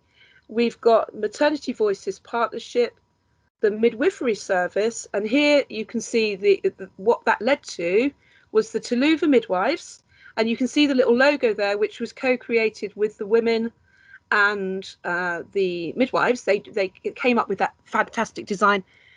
And in the middle of all that, you've got understanding culture, recognizing stereotypes and bias, accepting difference, and listening to and respecting the stories that the people, you know, that the women told them. And there we see the outcome of this project. There's Mona Lisa. I'm very happy. It's nice to have our own midwives. So it was a hugely, hugely successful project, and none of it's rocket science, really. You know, it's talking to people about what they want and providing what they need. Next slide, please. I'm just going to very quickly leave you with a few quotes from our community members. This was a project called Positive People. They came in and did a really lovely workshop with at our women's group one day, where this is kind of just a really creative and rather beautiful way of getting feedback from people. Give us one word about what you love about coming here.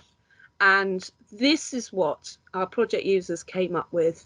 And we love this. I love this picture. I love all the stones. And I think it just really sums up how people feel about working with us, about co-creating what they need and what they want in their life, which is fantastic for a community who basically are very much largely hated by just about everyone, certainly in their local community. And you can see from the quote there, this is the only thing that makes us feel part of the community. We don't see no one else. If this was taken, meaning the Tuluva Centre, where would we go and who would accept us? No one. And another project user saying, it takes your mind off depression knowing that you can go to the centre for chat and see people and they won't judge you. And I think judgment is something that a lot of our project users talk to us about, is the lack of judgment, is seeing people as people first and foremost, not without flaws, not without faults, but who are people. And you don't bring a judgment to the table, you bring an understanding that people need the same, you know, we all need to feel appreciated and understood, and to have a space where people can listen. So our very last slide, I'll just leave you with the very last slide of all. Thank you very much for listening. If you want any further information, please don't hesitate to get in touch. And just my last quote from one of my project users: when we are involved with you, you make us feel involved and important. Thank you. Thanks very much. That's I don't wonderful. Thank you very much, Caroline. So, yes. No, we don't, unfortunately. We just have 2 minutes to get back to the main room. But have you got time very to much, ask Caroline. one of the questions in the chat bar, do you think? Yes, absolutely. Yep.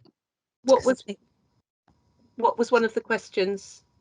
Well, I think Jenny asked how many men engage with it. Right. That's quite an interesting question.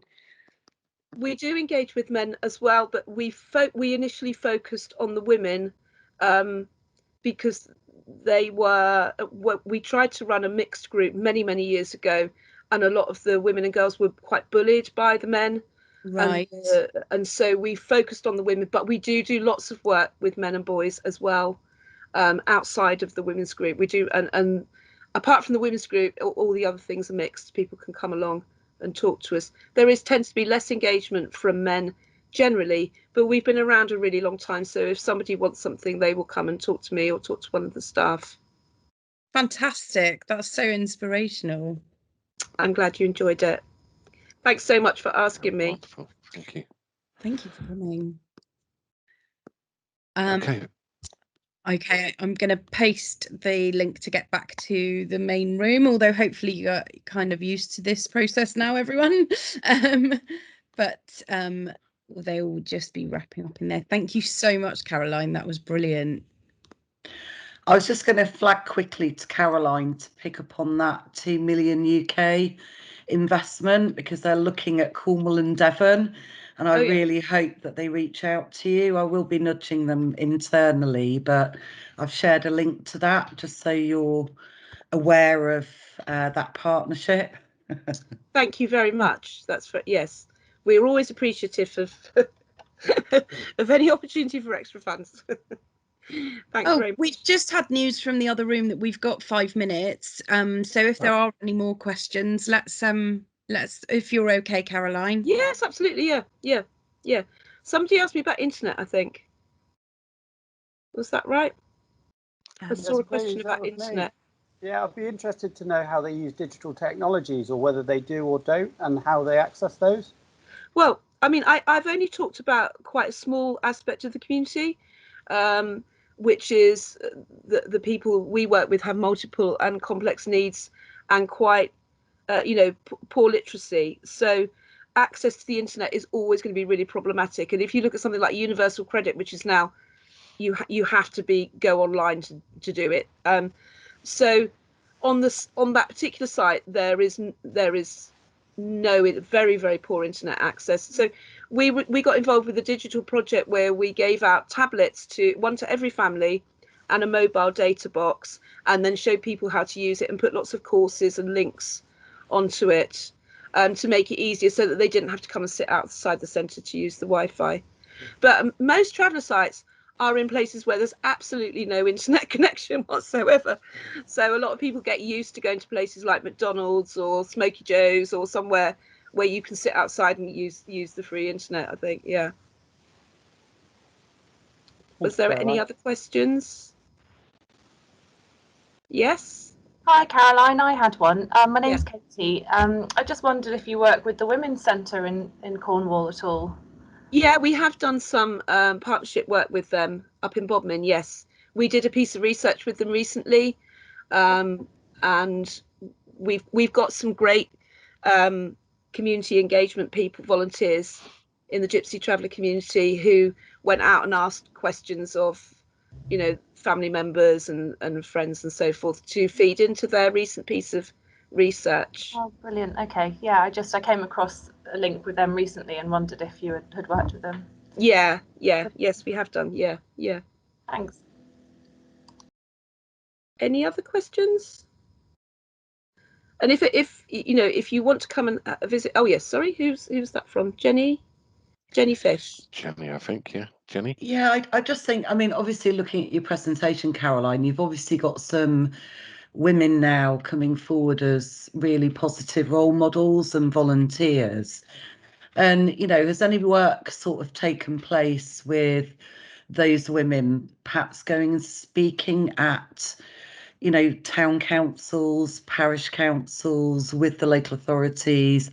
Are there any routes where their voices can, sort of be heard, knowing that you've got to start somewhere slowly to overcome some of that fear that local people have about, the travelling community, appearing in their area? Because I think, it sounds like you've got some really strong volunteers there, and have you, found barriers to that or attempted any of that? Or there are many barriers, I'm afraid. In some ways it's been easier during the pandemic because it's been online, things have been online, so it's been easier to get people involved in other initiatives, because the main problem that we have, particularly with women and girls, is that they're not allowed to go to things unchaperoned. There might be a great conference in London, but no one will be allowed to stay overnight away from family. That's just not something that happens, certainly in the Gypsy Traveller community. So we do have really great volunteers, and sometimes I've been able to take someone, say, to a local college to do a talk. But to be honest, it's pretty traumatic. The things people ask them are just awful. And I don't really like to subject people to that level of just terrible things people say to them. I can take it, you know what I mean? Yeah. I think it would be really good to do a digital, and I'm sure you might have done this already, but a digital video campaign where they go to you choose what content, and then you can use that to share a wider, rather than putting people in situations which they might feel uncomfortable. Yeah. So more than happy to explore that through my project, which is called the Smartline Project. So if you want to do that, we can do that.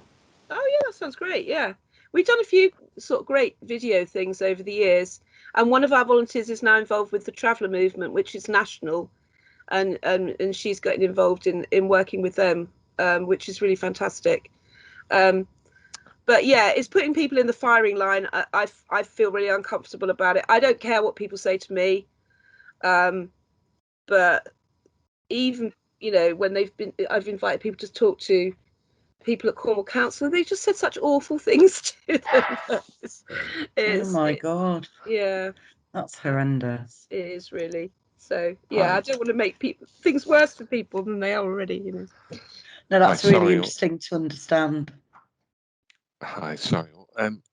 Just to say, Laura's posted the link. We're now expected back into the main room. Anna, I've seen your request for Caroline's details, so we'll make sure to get you those. And also, Caroline, I've saved the link from Jenny, and I'll get that across to you. So thank you very you'll much. join me once again to thank Caroline for such a good session. Inspiring. Thank you, and yeah, see you all in the main room. If you Thanks have for any listening. difficulties, please reach out. Thank you. Thanks. Colleagues, we're not too far away from introducing our final guest for today, last but not least, who's going to really pick up the energy in the room. And before I introduce you to Andy Gilbert, who is a man I hold very dear to my heart, colleagues, we're just going to give you a very quick Mentimeter. I'm very conscious that there hasn't been much input from the audience for a little while. So Tom, if you wouldn't mind doing the health Mentimeter question, I'd be really grateful, and Andy can get himself ready for my introduction to him. Fantastic. So it's the same Menti link as before. I will pop that into the chat, and you can answer the question over on Mentimeter. So I'll just share the answers with you, which are already coming in. So the question is, what could you do to improve the health and well-being of people in Cornwall? And that's coming up on your screen now. There's obviously, this is a multiple choice question this time, but of course, if you think that there's anything missing here and actually we should be doing something else, please do use the chat box and let us know. And I think they're having a very good time over in the breakout room, Helen. So I think Laura and Brendan are trying to move them along, so they'll be with us in just a minute. That's good timing then. Okay, it's good to see these results coming in. I need to participate too.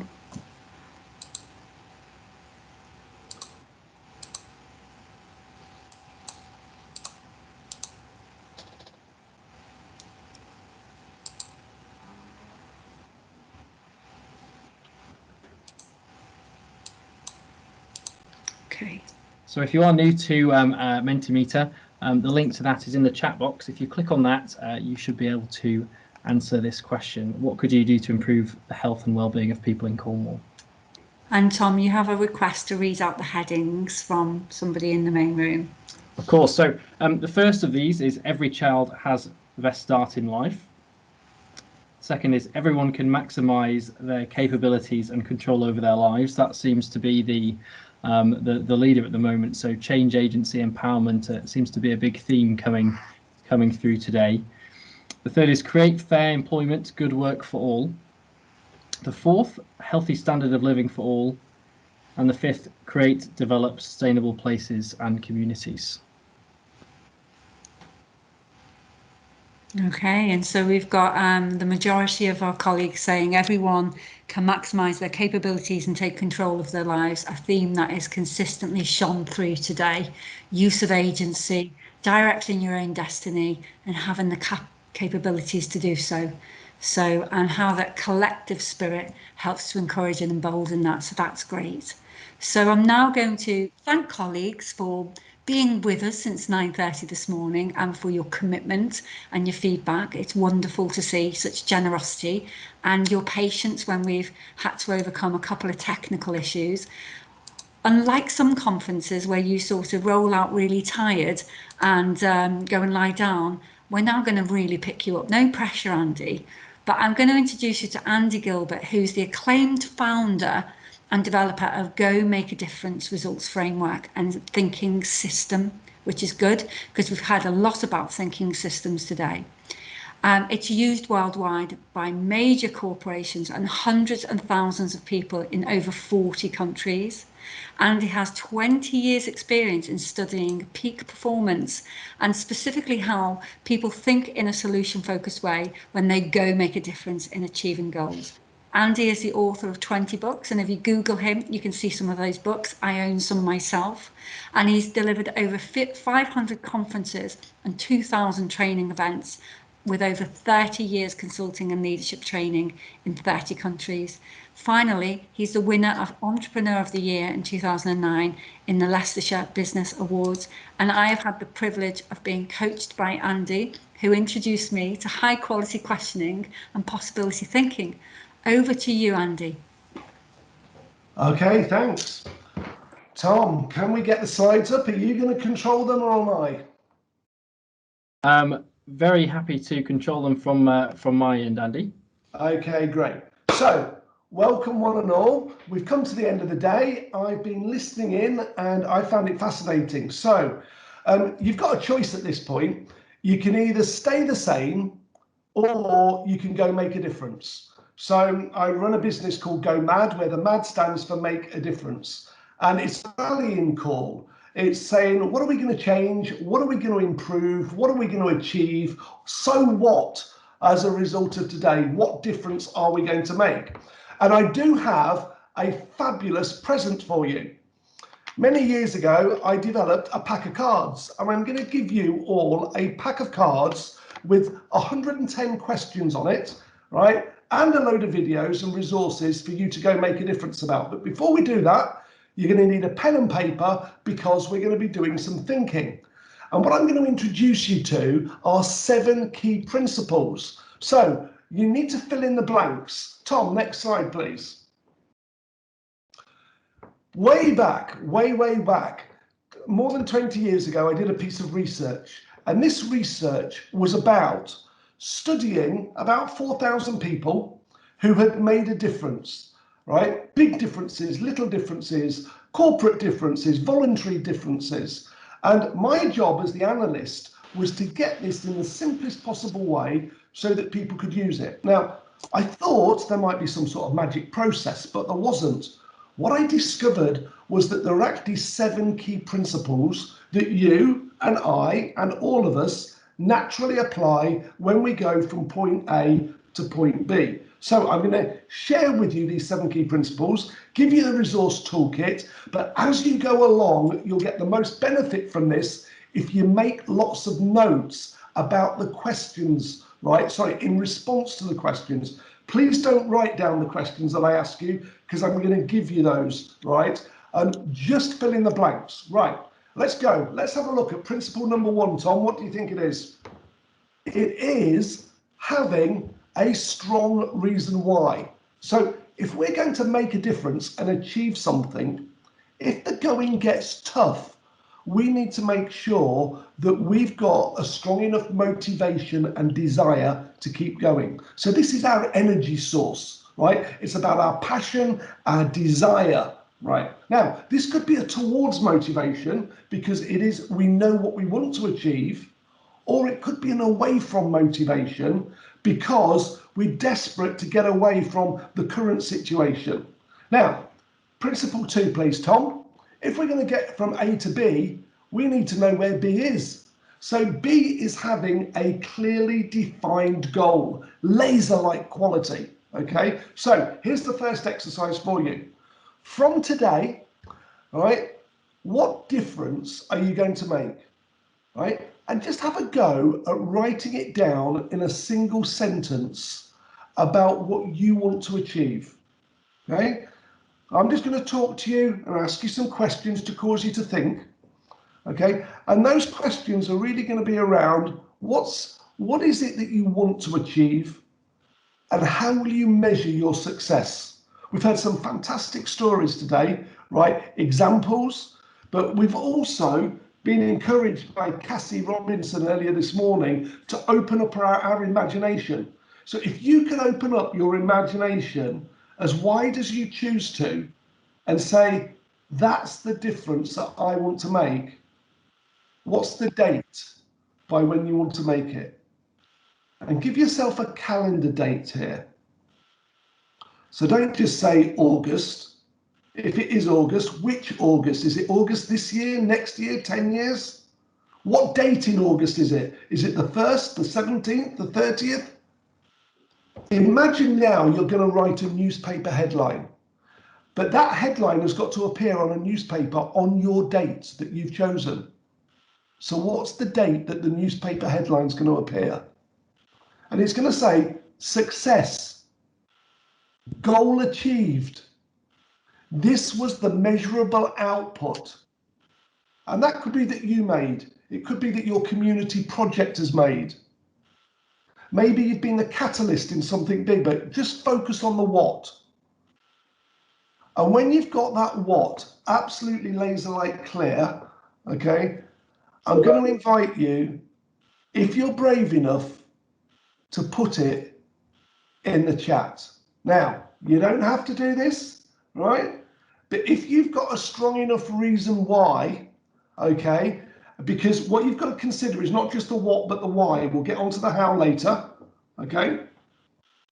What is it that you want to achieve? Is anybody prepared to have a go at really defining that goal by a specific date, the thing that you want to achieve? It could be small, it could be medium, it can be big. It's totally up to you, okay?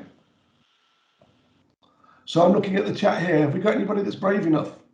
If we haven't, by the way, I'm going to go, because you obviously want to stay the same. Okay, so don't go, Andy. Don't go. Right, no, I'm going to go. If nobody puts anything, if nobody wants to make a difference, my job is done. Okay, so right, so thinkers focus. What specifically do I want to achieve by when, and what is the date? And then imagine going forward in time, arriving at that date. What evidence will you have that you have been successful in doing that? And then compare it to everything else you've got going on in your busy life. All right? Okay. So, Helen, I want to end food poverty 23rd of March 2022. Okay, how will we measure it on that day? If you've got to imagine, Helen, I'm going to turn up and give you an imaginary £10,000. You've got to say to me the specific evidence that that has ended. Who is it ended for? How will you measure it? Okay. All right. Okay. By 2030, Paul. Okay. When in 2030? Is that the 1st of January we're going to measure this? Or is it the middle of the year? Food banks have no customers. Which food banks? All right. Does that mean food banks don't exist? Okay, so we've got to be really, really clear, and I want you to imagine that I am going to turn up on your doorstep with £10,000. But unless you can get laser-like specific, tell me exactly what date to turn up and what the evidence is. Okay. Right. So we're getting the hang of it. Absolute laser-like clarity, right? And you've always got to phrase a goal in terms of what you do want to achieve rather than what you don't want to achieve. And society has conditioned us to write goals in the wrong way, because if anybody has had something like a health or a weight loss goal, very often people say, I want to lose weight by this. I want to lose half a stone. But you know what? When you get on your scales and you look down, it never tells you how much you've lost, does it? It tells you what you've got and what you are. So when I turn up to measure you on the scales, using a metaphor here, okay, right, I want to see the evidence, what have you achieved, rather than what doesn't exist anymore, okay? A little bit of skill in that, but again, I'm going to give you the presence and the tools to make sure that you do this. So once we've got the what sorted and the why sorted, the how becomes a lot easier. So let's just check our self-belief in our head. Okay, next slide, please, Tom. And we're going to complete a triangle here, because there is a relationship about what we want, our heart's desire, and the level of self-belief or self-doubt that exists in our head. Okay? And I call this an internal triangle, because you can't see and touch it. You haven't yet communicated it to anybody else, right? Quick quiz question for you here, because we wanted a bit of activity, okay? I'd like you to do a bit of time travel back 25 years. Go back to 1996. This was the summer, just now, of girl power, okay? Spice Girls had burst onto the scene. What was the name of their first big hit single, okay? First person to put it in there gets a prize, okay? What was the name of the Spice Girls' first big hit single? Wannabe. Well done, Laurie. You win the prize. Okay, I'll tell you what that is at the end. Okay, the Spice Girls. Now, if you want to unmute your microphones now, Laurie is going to lead us in a rendition of the catchy bit of the Spice Girls saying, okay, so just unmute everybody. Unmute. Okay. You're joking, right? No, I'm not. I'm not. Laurie, right, are you there? Okay. On the count of three, how does that really catchy bit go? If you want to be my lover, you got to get with my friends. Take something's easy. Friendship never ends. Yeah, but then they all join in and they go, I'll tell you. Okay. I'll tell you what I want, what I really, really want. I'll tell you what I want, what I I'll really, tell you really what want. I want, what I really, really want. Okay, a bit of Spice Girls singing. Right, let's mute again now, just in case anybody bursts into song again.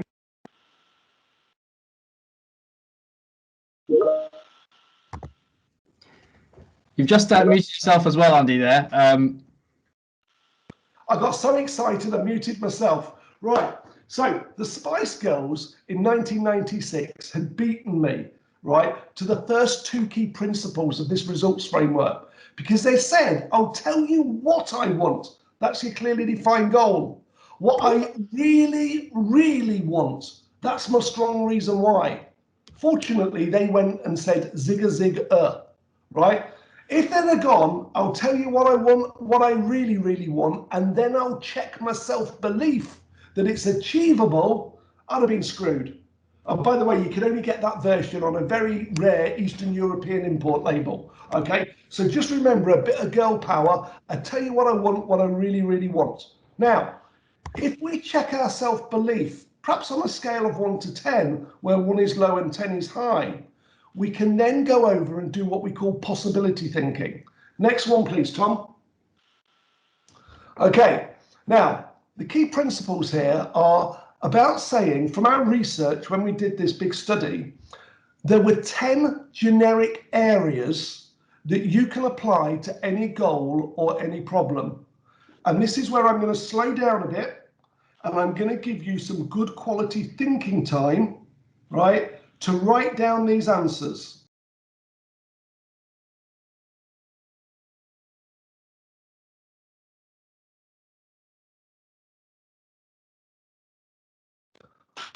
What possible tasks and things could you do in order to move towards achieving your goal? Okay. Don't think about this, just write them down. What possible tasks and things could you do in order to move towards achieving your goal? Brendan, one of the problems with having your face on and that I can see that you're not writing and you've got a pair of hands, so come on, do it, mate. Be a role model. It's got their on, you're writing. If you're in my session, you're working. Okay, thinking, right? What could I possibly do to move forward in achieving my goal? And as well as tasks, also start to think about what possible resources might be useful and helpful for you. Resources can mean many things. And the art of possibility thinking, by the way, is just to write down quantity. We'll evaluate them later and come to priorities. The more you write, the better in the next 5 minutes. Okay? So possible tasks, possible resources. Resources could mean people, money, equipment, stuff.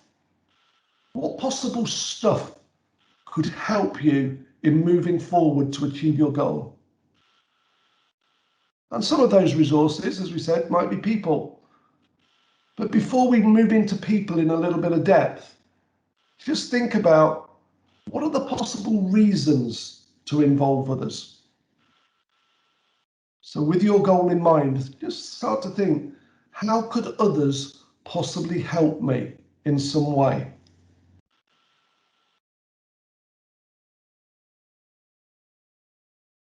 And some of the reasons for involving others might be quite tangible stuff. You know, they've got resources, they've got money, they've got time, they've got contacts, introductions, knowledge, know-how, tools, templates. Okay? But it might also be that they just give you a kick up the backside when you need it. They could be great fun to be around and motivate you, because they could hold you to account. They might bring chocolate cake to meetings, right? Just think possible reasons to involve others, how they could add value. And then start to think about who these others could possibly be. Now, you'll see that there's going to become a principle called involving others. And in fact, Tom, if you just put that up, please, on the next slide, involving others. We're going to do possibility thinking about involving others. And most people, when I ask them to think about people or categories of groups of people to involve, quite naturally, they think quite close to home. So they start to think of friends, family, colleagues, people I work with, people I live with, people I socialize with.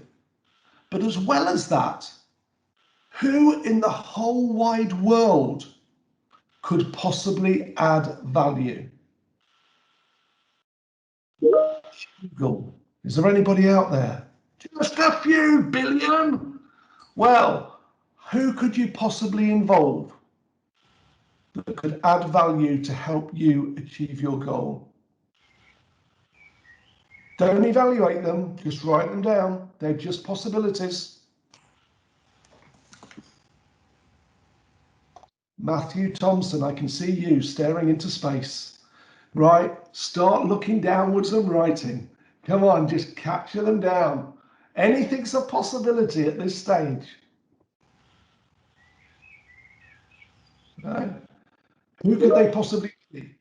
All right, just capture them down. And then start to think about how you could possibly share your goal with them and gain their buy-in. This little link between involve others and the defined goal is called the buy-in line. How could you possibly communicate your goal to them, and how could you possibly gain their commitment, support in return? There are only possibilities. We'll evaluate later, just write them down. How could you possibly influence them? How could you possibly secure commitment in some way? But then it's also helpful in this possibility thinking to think about the things that might get in the way, but in a constructive way. So just start to identify and get out of your head, what are the possible barriers or obstacles that you might encounter in working towards achieving your goal?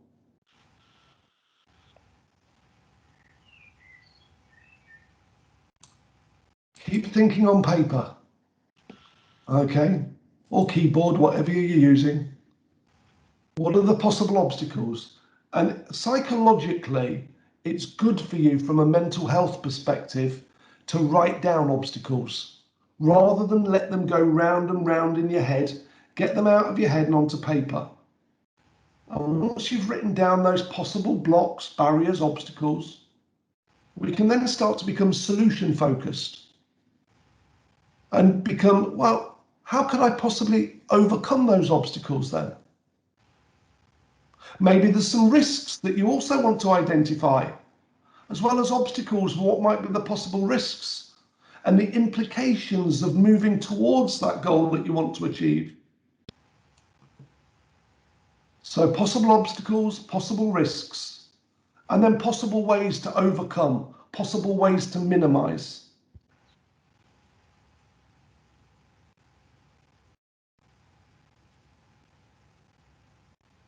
And as you're thinking about possible ways to overcome and minimize, you can also think about involving others again.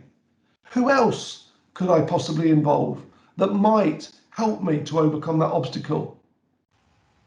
Who else could I possibly involve that might minimize that risk or help me to think through it, that I could help me in some way, shape or form?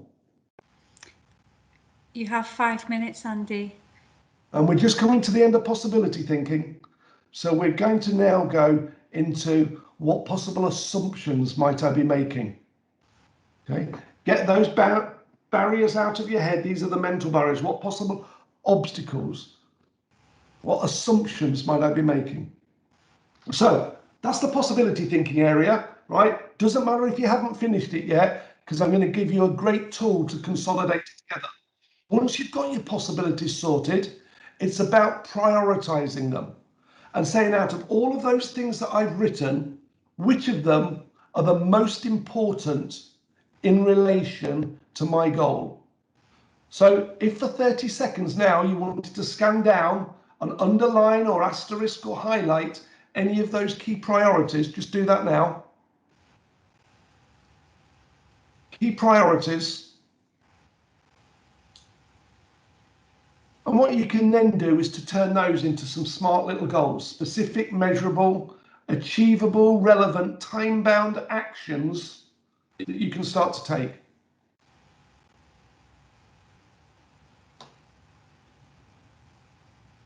And then when you look at your action plan, you can just do a bit of checking of your self-belief and your reason why, saying, well, has my self-belief gone up or has it gone down because I might have identified some obstacles?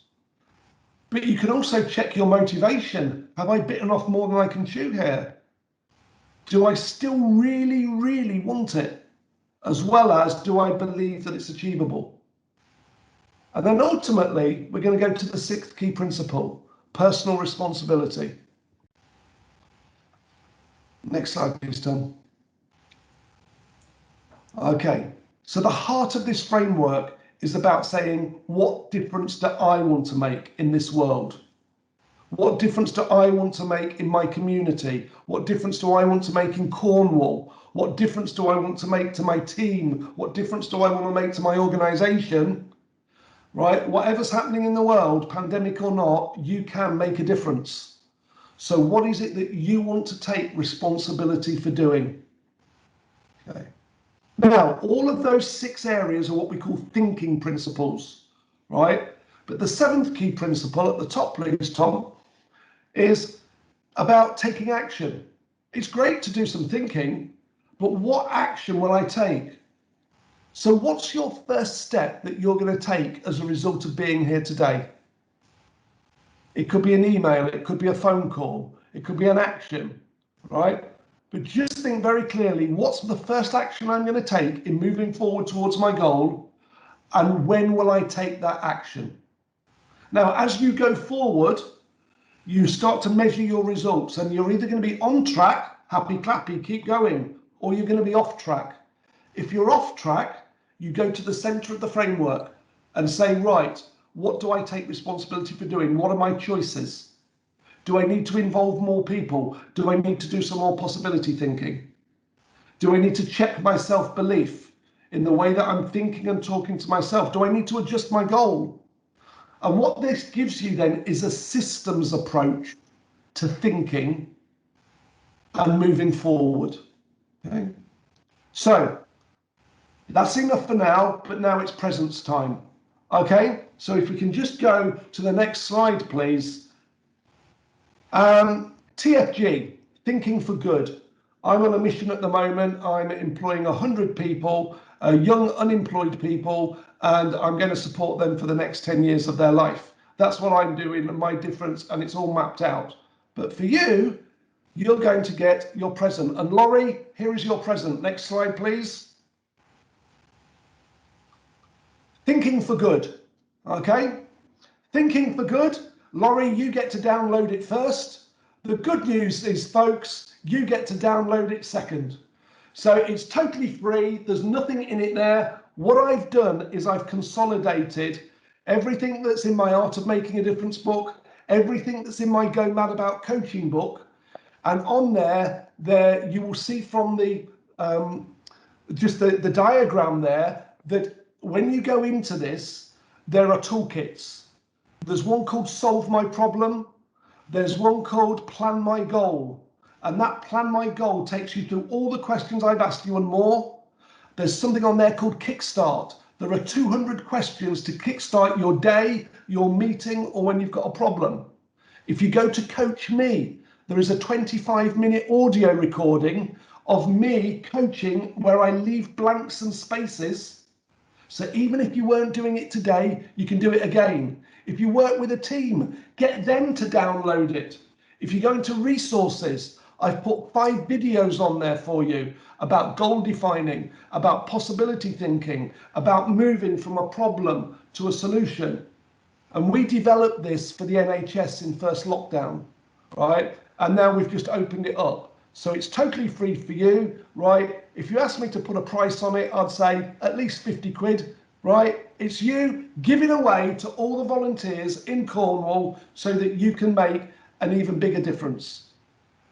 I'll leave you with this thought. The purpose of the business I run is to improve your world through better thinking. That's it. Sometimes I charge for it, sometimes I give it away for free like today, because lovely people like Helen asked me to do them a favour. And if you ask, you don't get the chance for people to say yes.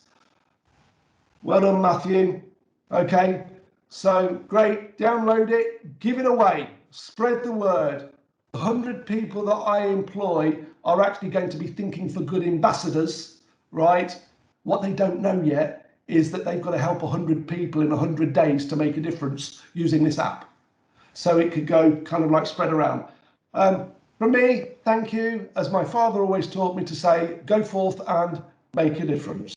Okay, over and out. Thank you, Andy, and thank you for your generosity. I mean, it was amazing to see you again after many years. But what you've taught me is absolutely ingrained in my head. I could tell you all about elephant tusks and red sauce and all sorts of things, and you will know what that means. And thank you for being really generous. I've downloaded the app and I'll share the app as well through our social media. Thank you for teaching me that when you reach out and ask, unless you reach out and ask, you won't know, will you? And because I reached out, you responded because it's part of your principles. Thanks for reaching back today, Andy. I really appreciate it, and I hope that my colleagues did too. And I'll invite my colleagues now to give you a round of applause.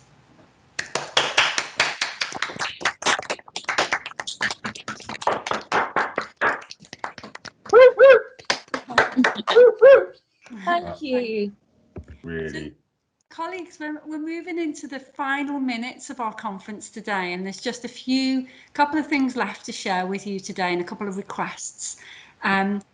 One thing that I want to share with you is our pledge. Tom's going to bring the pledge up in the slide deck, and hopefully as well, Tom's been brilliant today, but hopefully Tom can also pop in the link to the pledge. We've put this pledge online for you so that you can go to this pledge and you can complete your information in the form. So if you've ever joined any campaign or made any sort of appeal or protest, you'll be really familiar with what we're doing as a process here. We're asking you to put your name to something, and in putting your name to this, you're making a promise. You're making a promise that you will, with us, help to care for the sick.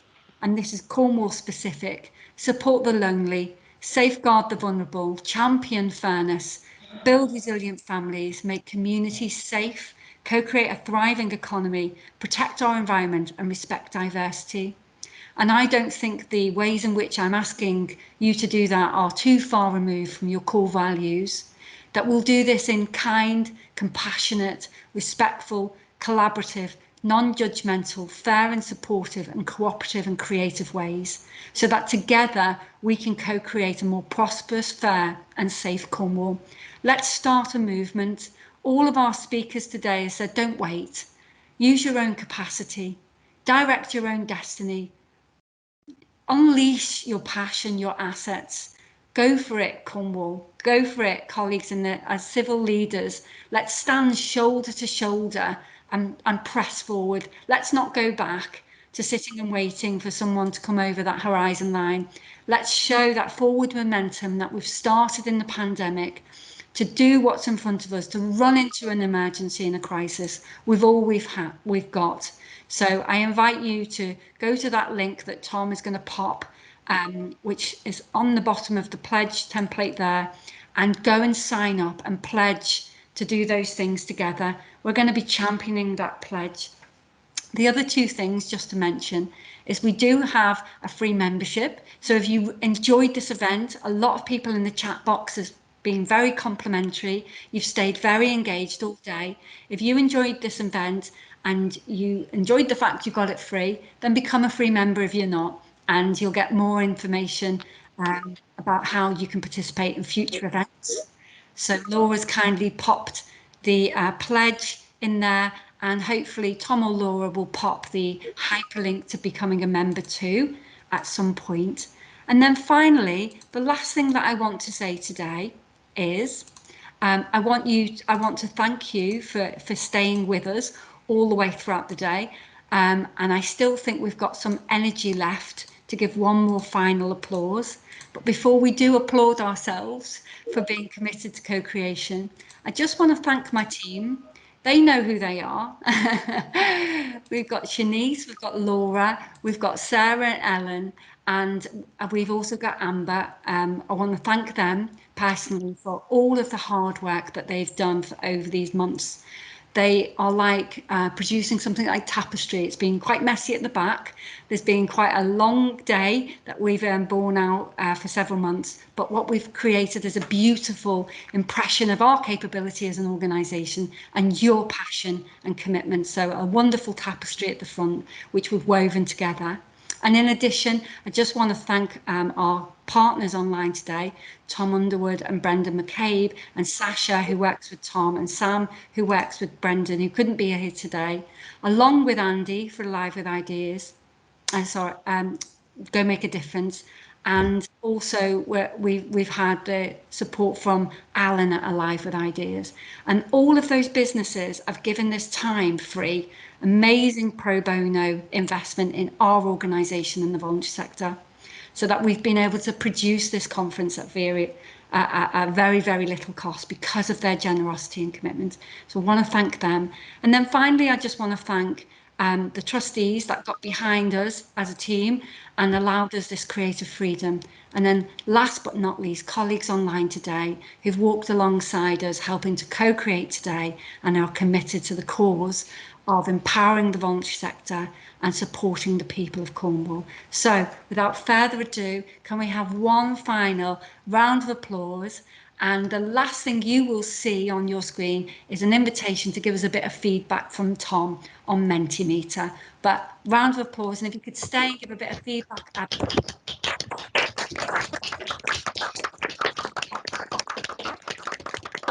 Could I also, Helen, could I just butt in and say a really huge thank you to you from members of the VSF and all the other partners that are here today. It's been a really inspiring conference, and I know how hard you've worked on it. You've chaired it beautifully.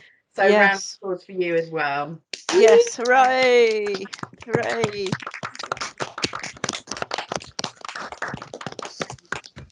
There'll be just one more Mentimeter opportunity to give us a bit of feedback from that Tom's going to pull up, and if you could spare a couple of minutes to give us some feedback, it'd be hugely welcome.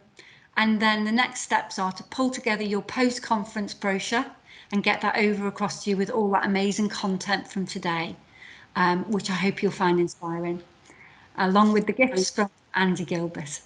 Okay, so it's just coming through. Thank you.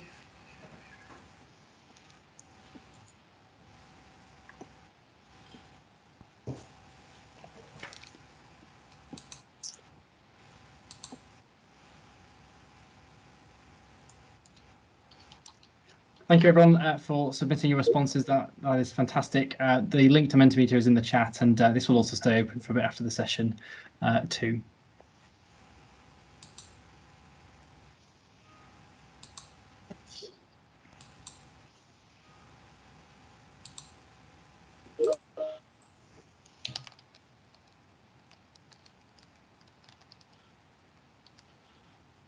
apparently one word isn't enough. So if you are really keen to give two, then the chat box is we'll make sure to capture that as well.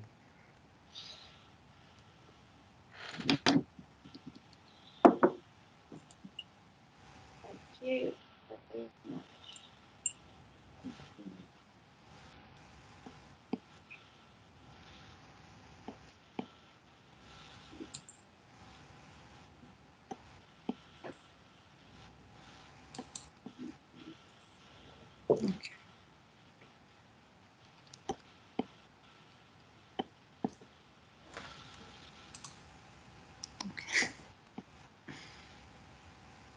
I think that's most of us are submitting responses. So I'll hand back over to you, Helen. Thank you for affirming and encouraging us. Thank you for finding it inspirational and thought-provoking, and yeah, for really stretching your imaginations as well. It's great to hear what you've fed back, and for you to say that you felt empowered and excited. So I hope you've enjoyed today, and that's all there is from us. And I look forward to seeing you all in the near future. Thank you, everyone.